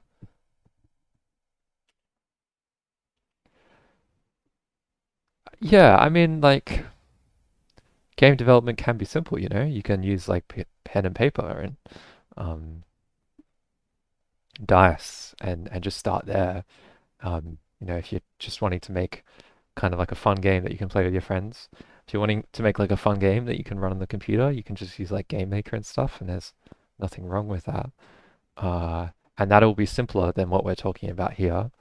Um, but yeah, when you're trying to like kind of push the limits of what you can do with a graphics card and then make beautiful pictures in like 3D that run fast in real time, then things get a bit complicated, yeah.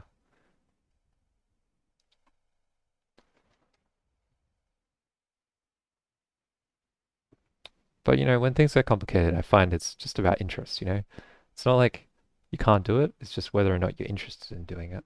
So, yeah, yeah, yeah. Well, there's quite a bit to setting up a PS3 emulator. That's something that I just have no idea how these people do. Like, how do you like emulate those systems, especially something more complicated like a PS3? It just like that seems way out of my skill set. Yeah, okay, okay.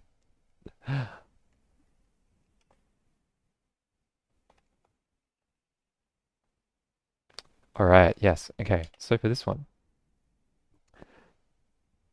so we've got acquiring the descriptor pool, acquiring the command pool, but excuse me, acquiring the frame sync. So what we're going to have to do here is we could use bracket, but the thing with bracket, if we have a look at um, bracket here, so this is all about exception safety. So bracket is like, give me a computation to run first. So give me something to like acquire a resource. Give me a computation to run last. So give me like a computation that will destroy the resource. And then give me a computation to run with that resource. So this is a way that you can provide a resource to the user that you're managing the lifetime of. Um, and Haskell's going to make sure that if an exception is thrown, the release resource is still called, even if it's an asynchronous exception. So we have two types of exceptions. We have synchronous exceptions. Um, And then we have asynchronous exceptions. And like asynchronous exceptions can come at any time. They're things like your thread was killed or the user pressed Control C. It's like it could literally happen at any time.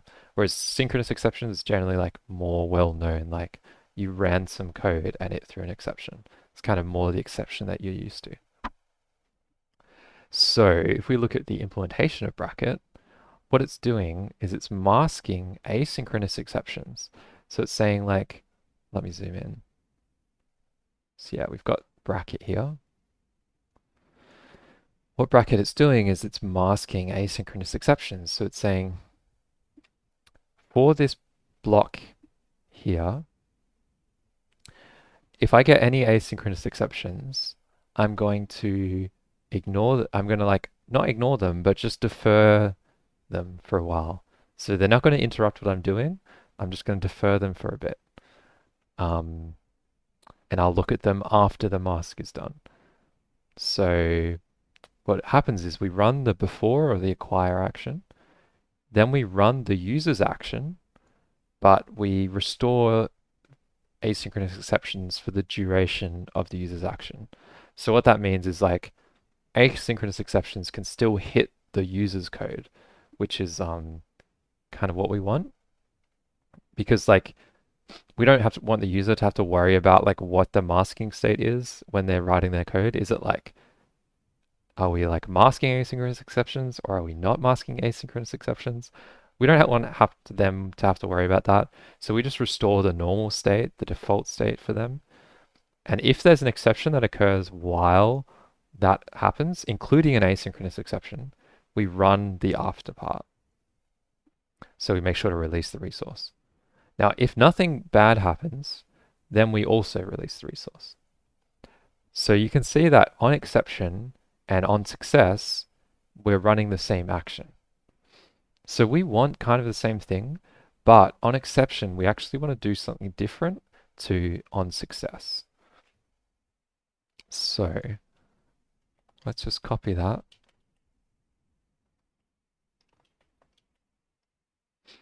So our like before action is going to be reading from the queue. So we're going to go ahead and get a frame sync from the queue. Oh, hang on a sec.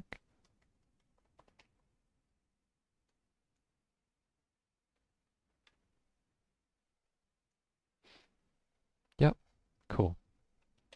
And then for the duration of the user's function, we're going to restore asynchronous exceptions and give them the frame sync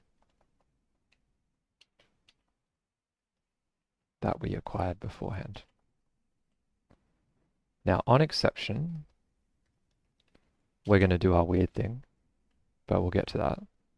But on success, we'll just return the frame sync to the queue like we do with everything else.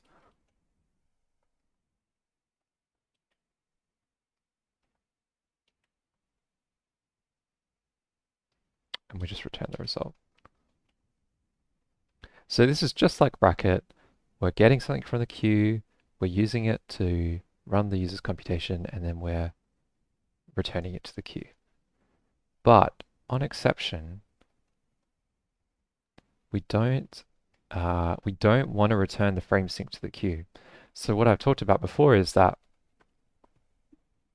the non-thread safeness of our code currently is actually about the Vulkan stuff and not the Haskell stuff. So the problem is with the Vulkan code is if we encounter an exception while recording to the command buffer, because what happens is fence is in a signaled state. Yes. Then we reset it to put it into an unsignaled state. We record to the command buffer, and then we present, which should set the fence back to a signaled state, ready for the next frame. But if we get an exception before we present, then that fence will never be signaled again. It'll stay in an unsignaled state. So what we're trying to do is we're trying to be like, okay, if there was an exception while the user was using this frame sync, it's very likely the frame sync's in an invalid state. So what we're going to do is destroy the frame sync and then recreate it. And that way, um, we're allowed to do that. We're just abandoning that kind of like those primitives that are just not in the right state. We're just going to destroy them. So that's why we need to do something different on an exception. If it successfully happened, then we know that the frame sync's in the right state, in a valid state. But if an exception happened, we don't know, and so we just assume the worst. And like creating these things isn't super expensive. And in this case, the exception is probably like the users resized the window. And so we can like, even if it was expensive, we can kind of be okay with a certain amount of delay. Because like, sometimes like you got a game open, you resize the window and like, oh my gosh, you have to wait forever. So like this is not going to be a big deal because it's going to take us milliseconds, but even if it did take longer, we'd be fine. So let's put a little comment here. We've encountered an exception while using the frame sync. It's very likely that we've left one of the fences or semaphores in an invalid state. We shouldn't try to reuse the frame sync. Instead, we just create a new frame sync and destroy the old one. So you notice that I kind of actually didn't say anything about threads, kind of about exceptions. And the problem that we have with the multi-threaded stuff is like, when you have two threads, the rendering thread could be killed at any point in time. And that's where we get that kind of exception, that asynchronous exception that comes in and then leaves up sync primitives in this like invalid state. But that's not the end of the program. Like if the thread is killed, we just like are recreating the swap chain, and then we're going to start back up those threads to start rendering again. And so if we've left one of those frame syncs in an invalid state, we're going to deadlock, and that'd be bad. So let's not do that. All right. So we just need to create a new frame sync, free the old frame sync, and then write the new frame sync back to the queue.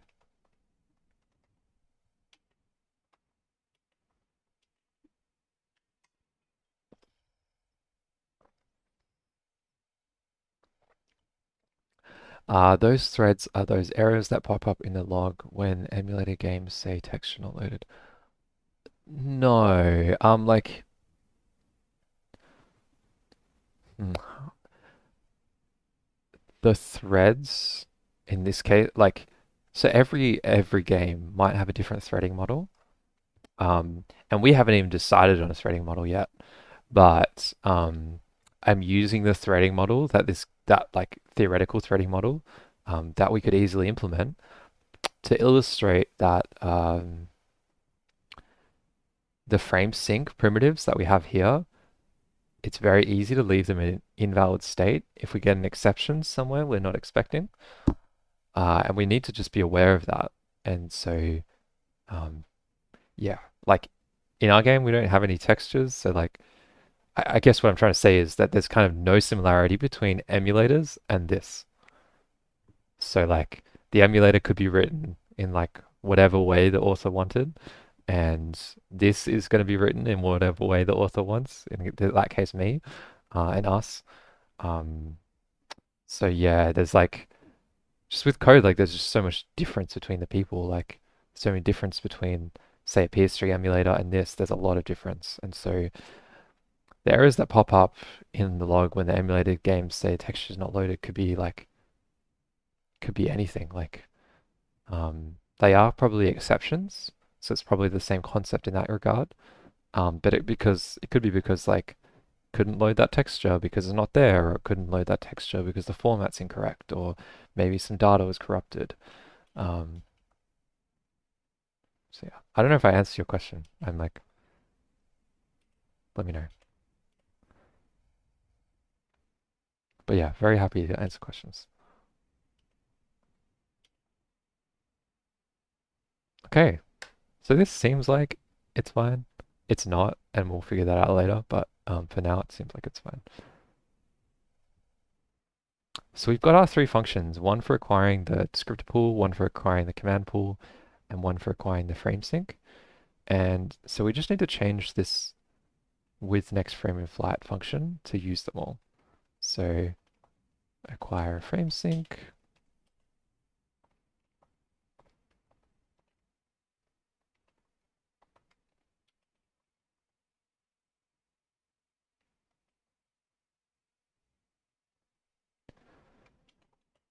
That's going to give us a frame sync. Acquire descriptor pool.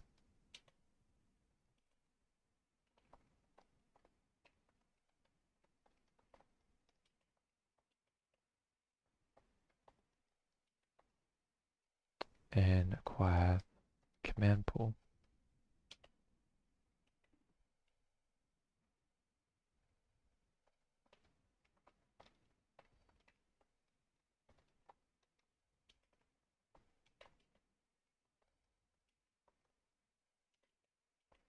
And then we can construct that same frame in flight object. So from the user's perspective, like, it doesn't look like anything's changed.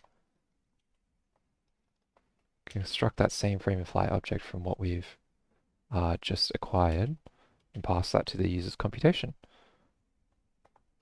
So let's go and have a look at what errors we get.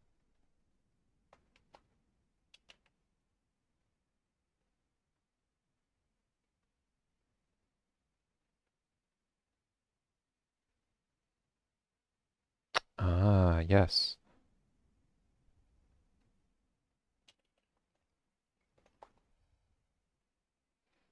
So I need to import our things.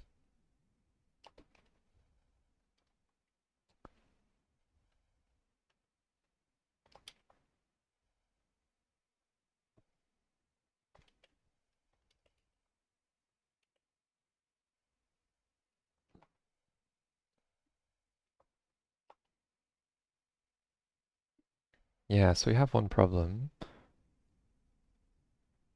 which is that we need to manage the lifetime of this frame sync, so we really need to make it our resource type.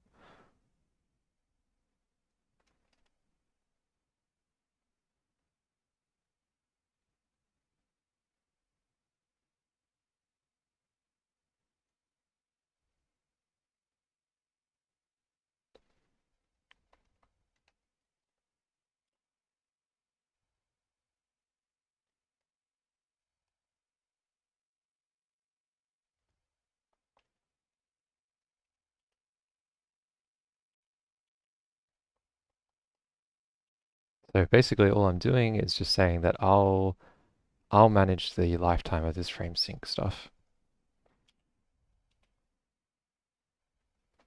And we've got a couple more errors.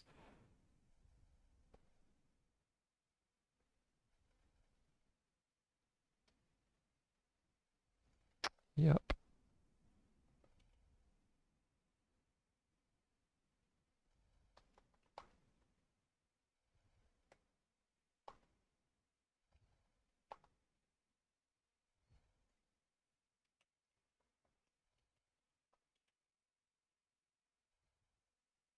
All right, let's give these some time signatures.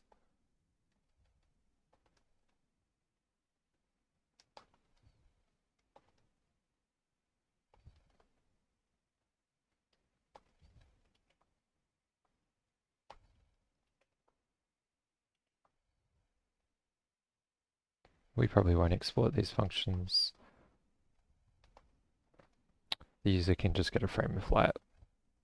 We don't really need them to be getting to have control over exactly what they get out of this.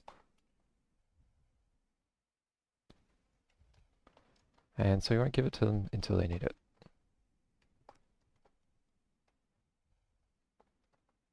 And yeah, like, I guess what we're doing here is, I mean, we're not really, for the last couple of days, we've not really been caring about kind of the description of the render pass or the frame graph or anything.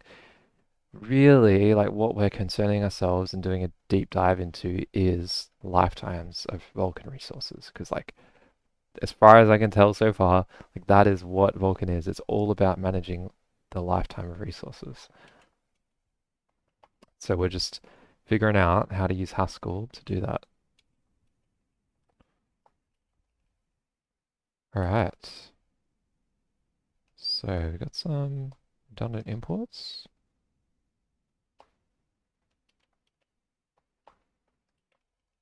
But yeah, let's load up our examples and just make sure that they still compile and oh, here we go. So what's our issue? So the issue happened when I resized the window and it's saying invalid fence. So when we go to wait on the fences, it's saying there's an invalid fence. It's saying it couldn't find that fence. So what does that mean? So if we go to presentation logic, it's like when we're waiting on the fence, this fence doesn't exist. So we can go to Vulkan, go to our fences, wherever we create and destroy our fences. Let's add some code, debug code here.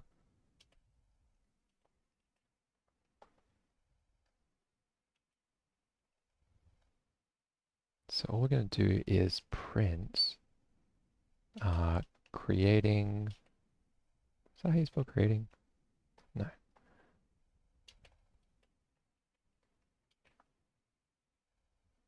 Cool. We're just going to say that we're creating the fence, and we're also going to say when we're destroying the fence.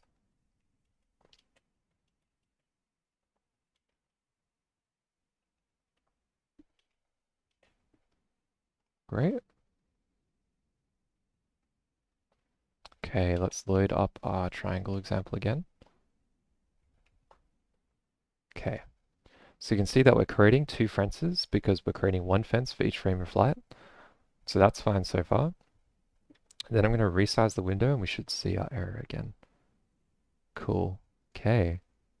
Yep, and everything crashes. So after the window resize, we're creating our new fence, which is fine. Let's go to our code that does that, frames in flight.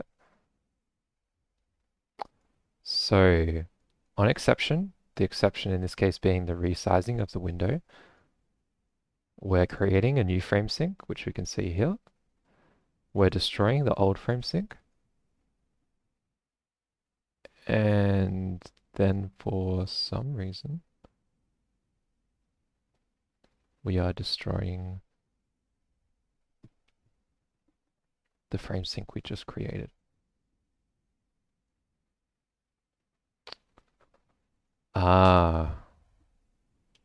Okay. Let's, like if we go to our triangle example, let's think about what happens. So this happens during the, well, it doesn't really matter where it happens. We resize the window, finally present, probably would be like, oh, where the swap chain's out of date. It throws an exception. So we've like, let's say we've created the frame sync. Okay, it throws an exception. It hits this with next frame in flight. Next frame in flight's like, oh crap, we've got an exception.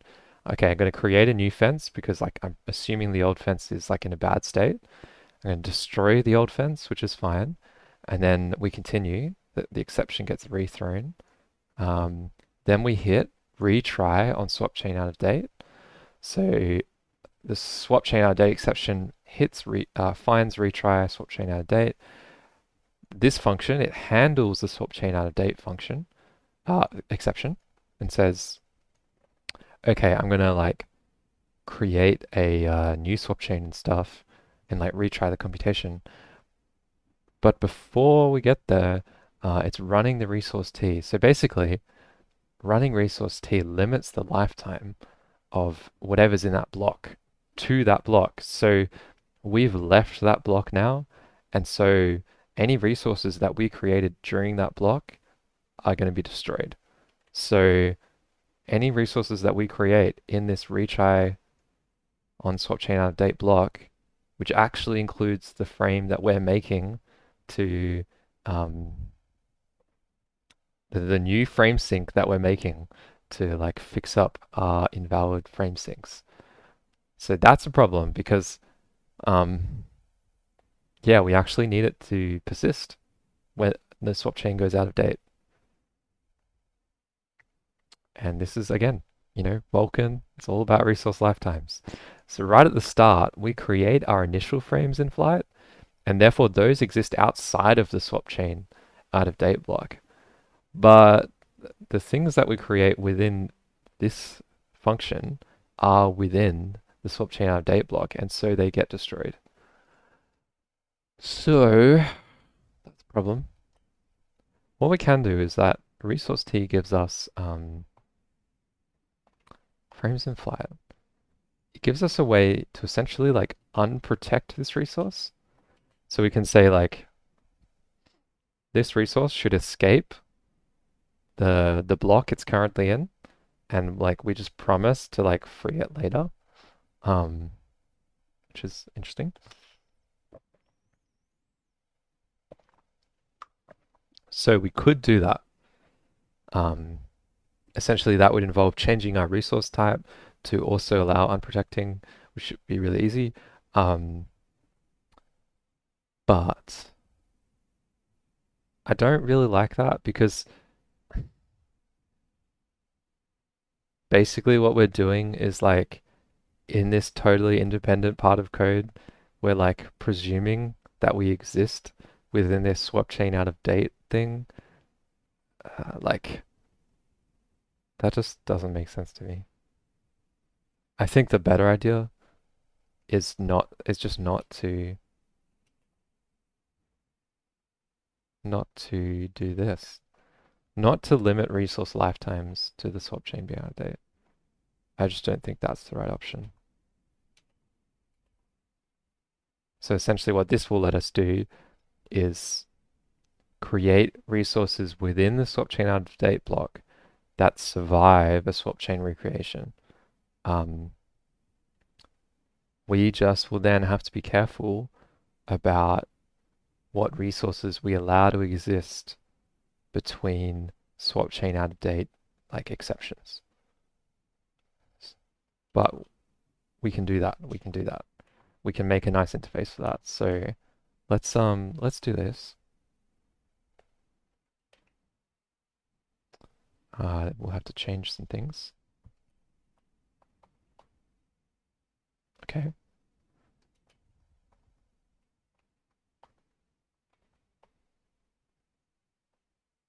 Okay. So now we're not crashing, which is great. We're creating two fences to start with, following like one fence for each frame of flight. Then when the window resizes, we create a new fence because we've assumed that like whatever fence we're using is broken, and then we're going to destroy that broken fence. Cool. Now the question is, do we destroy the fences when we quit the application? Are they all destroyed? So should see two extra destroys. Cool, we do. So we're creating xfab. We're creating fab, creating xcb 3, creating xcb 1. Then we destroy xcb 3, destroy xcb 1, and destroy xfab. So that's great. And if we have a look at what are the resource lifetimes that we should be careful of? So all of this frame data, this exists within the swap chain out of date block, and this includes render passes, pipeline layouts. Yeah, so we definitely need to free that data when the swap chain goes out of date. Because like it's not going to be able to be reused between those swap chain out of date calls, and yeah, it's going to take up space, and we don't want that resource leakage. But you can see here with this next frame flight, we're actually running the resource. So anything that we create within the frame is limited to just that frame. So really the only data we need to worry about is just like um, this data, the render passes and stuff. But the data that's actually used for presentation, for drawing, we don't need to worry about. So yeah, I think we can actually make a nice interface for protecting this data, making sure we free it between swap chain out of date calls. Okay.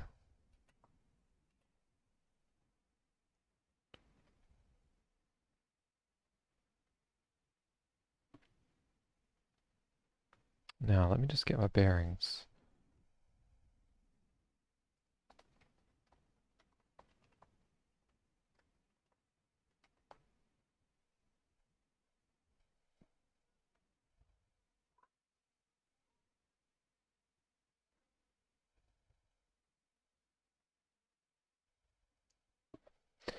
So the only thing that we need to be careful of here is,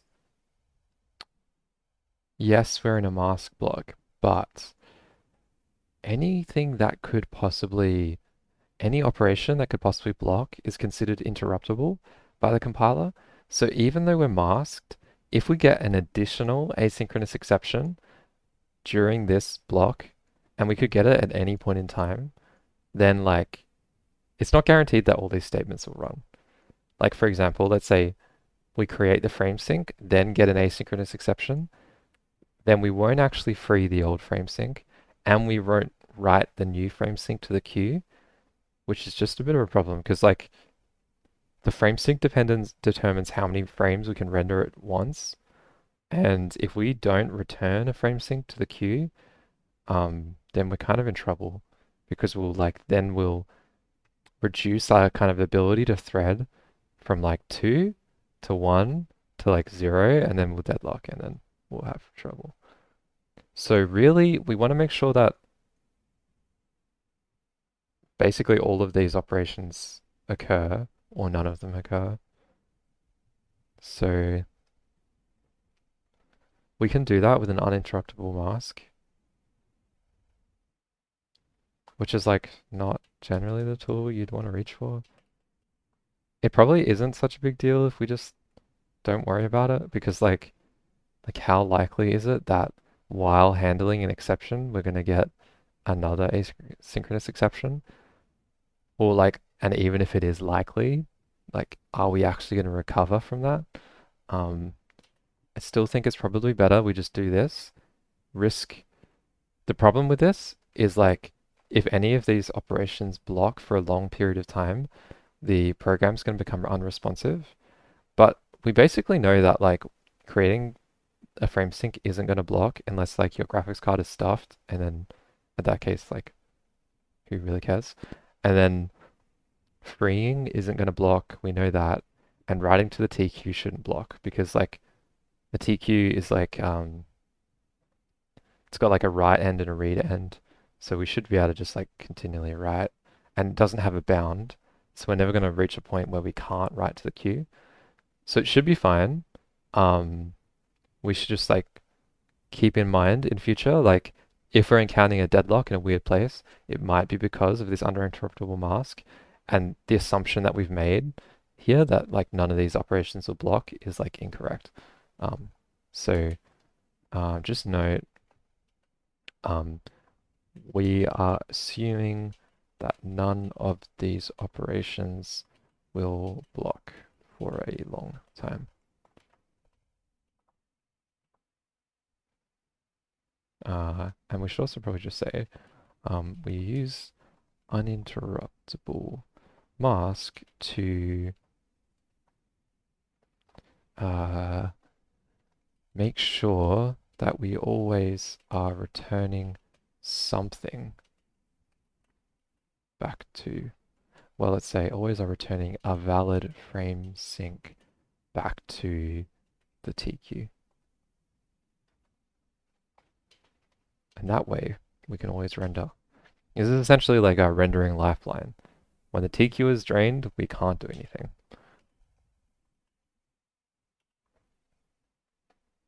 So I think that should be enough to kind of like, we'll probably call it a day, but also like probably enough to commit for now.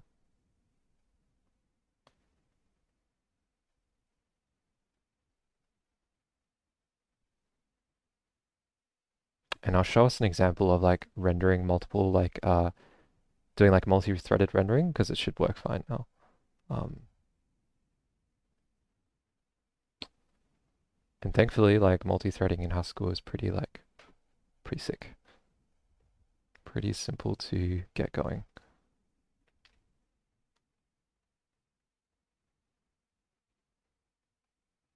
All right, well let's just start by committing this stuff.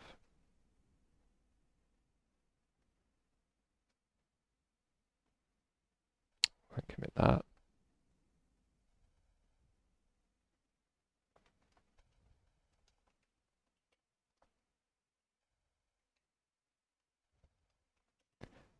Frame.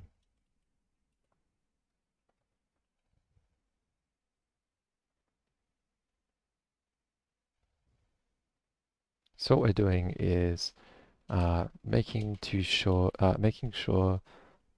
that we uh, recreate frame sync primitives if we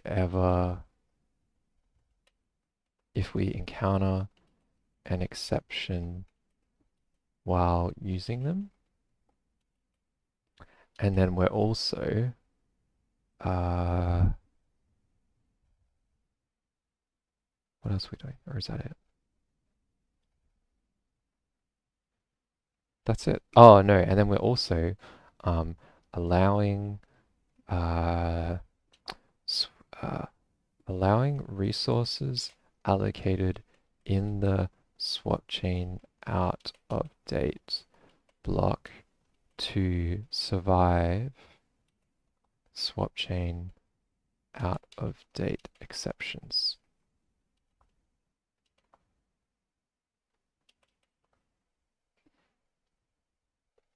And I tell you, like, doing that is like so much simpler than doing the whole unprotect, where we take that resource, we lift it out of the lifetime that it should be, and we promise to like free it somewhere else. Like, no, it's not a vibe. This is a lot simpler and safer, I think. Cool. So let's just let's go ahead and just like run our uniform example for a bit. Just make sure it's stable. So I'm just trying to, yeah, it's all good. Just trying to like trigger that, throwing the exceptions in different places. But actually, that's not a good test. So a better test would be to actually make this multi-threaded. So let's make a render loop that just renders. So it's going to get the next frame and fly it. Basically, we're just going to get all the rendering code and put it in its own little function. Cool.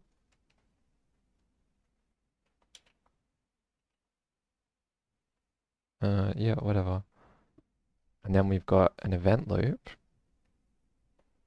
And the event loop, so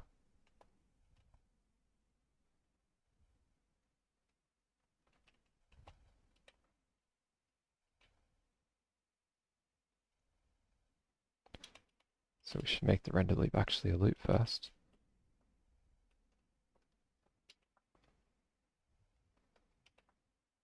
Cool. So the render loop is just gonna like acquire the next frame and fly it, render, and then do that again, endlessly. And then the event loop is gonna like get the next event, and when we should continue, like if we're not quitting, it's gonna loop again. And so what we need to do is we're gonna race the event loop with a render thread, with a render loop.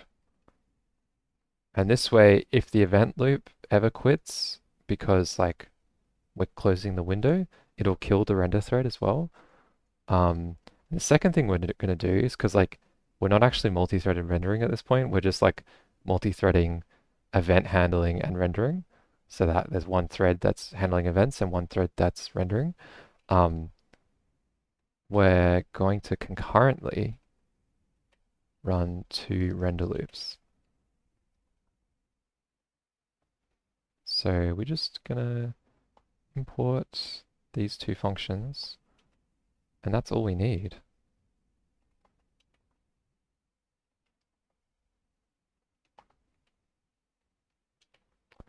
Well, probably, oh,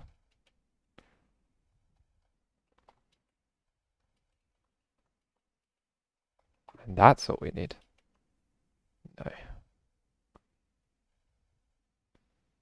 Oh, yes, yes, yes, yes. This is happening. This is a resource. Huh.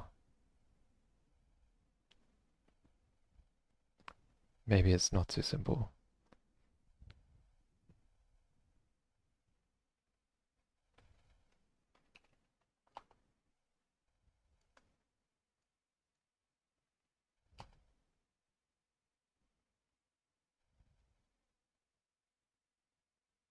Hmm.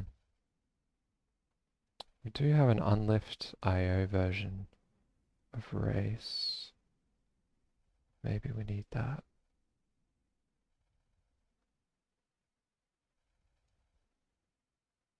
So the problem is that these things are like they're resource T's, they're not IOs. And if we just like run the resource T, we're gonna have the same problem. Will we have the same problem?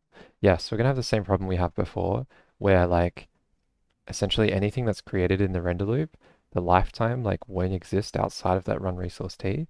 That's a problem for us because um, of the frame sinks that we create in with frame next frame and fly it. So ideally what we want is this whole computation to be resource T made up of smaller resource T's.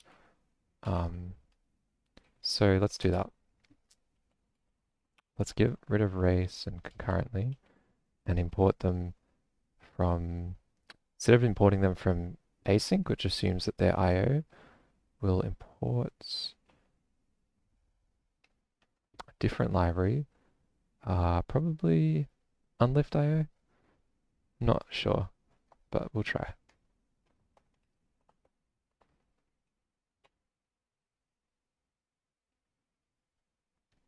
Race and concurrently. And we'll need to import that module.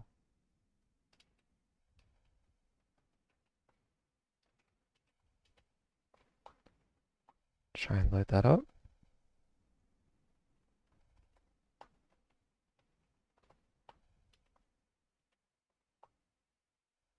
Oh, that looks like that worked. Oh no, that's the wrong example. Gotta make sure to load our uniform example.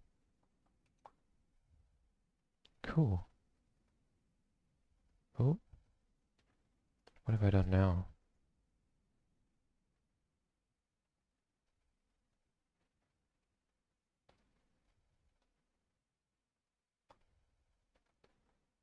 Great, I've definitely done something weird.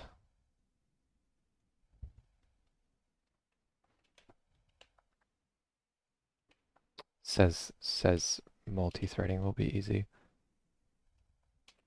Joke's on you. Yes, so I probably made a mistake somewhere. Because I did do this before when I was like researching it, it was fine. So I probably made a mistake somewhere. Let's have a look. Does this exist inside the right block?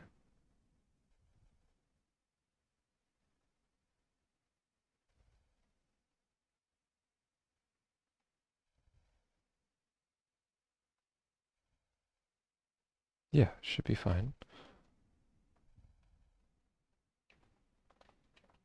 Let's just try racing two of these.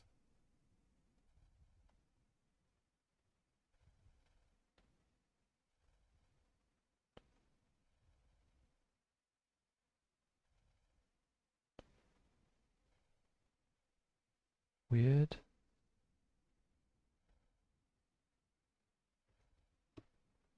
Okay, I'm gonna have to have a look at that later because we're getting on 3 hours now. Um, but yes, you'll just have to trust that I did get that working at some point. And I probably have just made a mistake that I'll have to fix up. Um, but yeah, thanks for watching. I really appreciate your time. I'll be uploading this stuff to YouTube, and so the channel is youtube.com/ at @SamBennett_TV.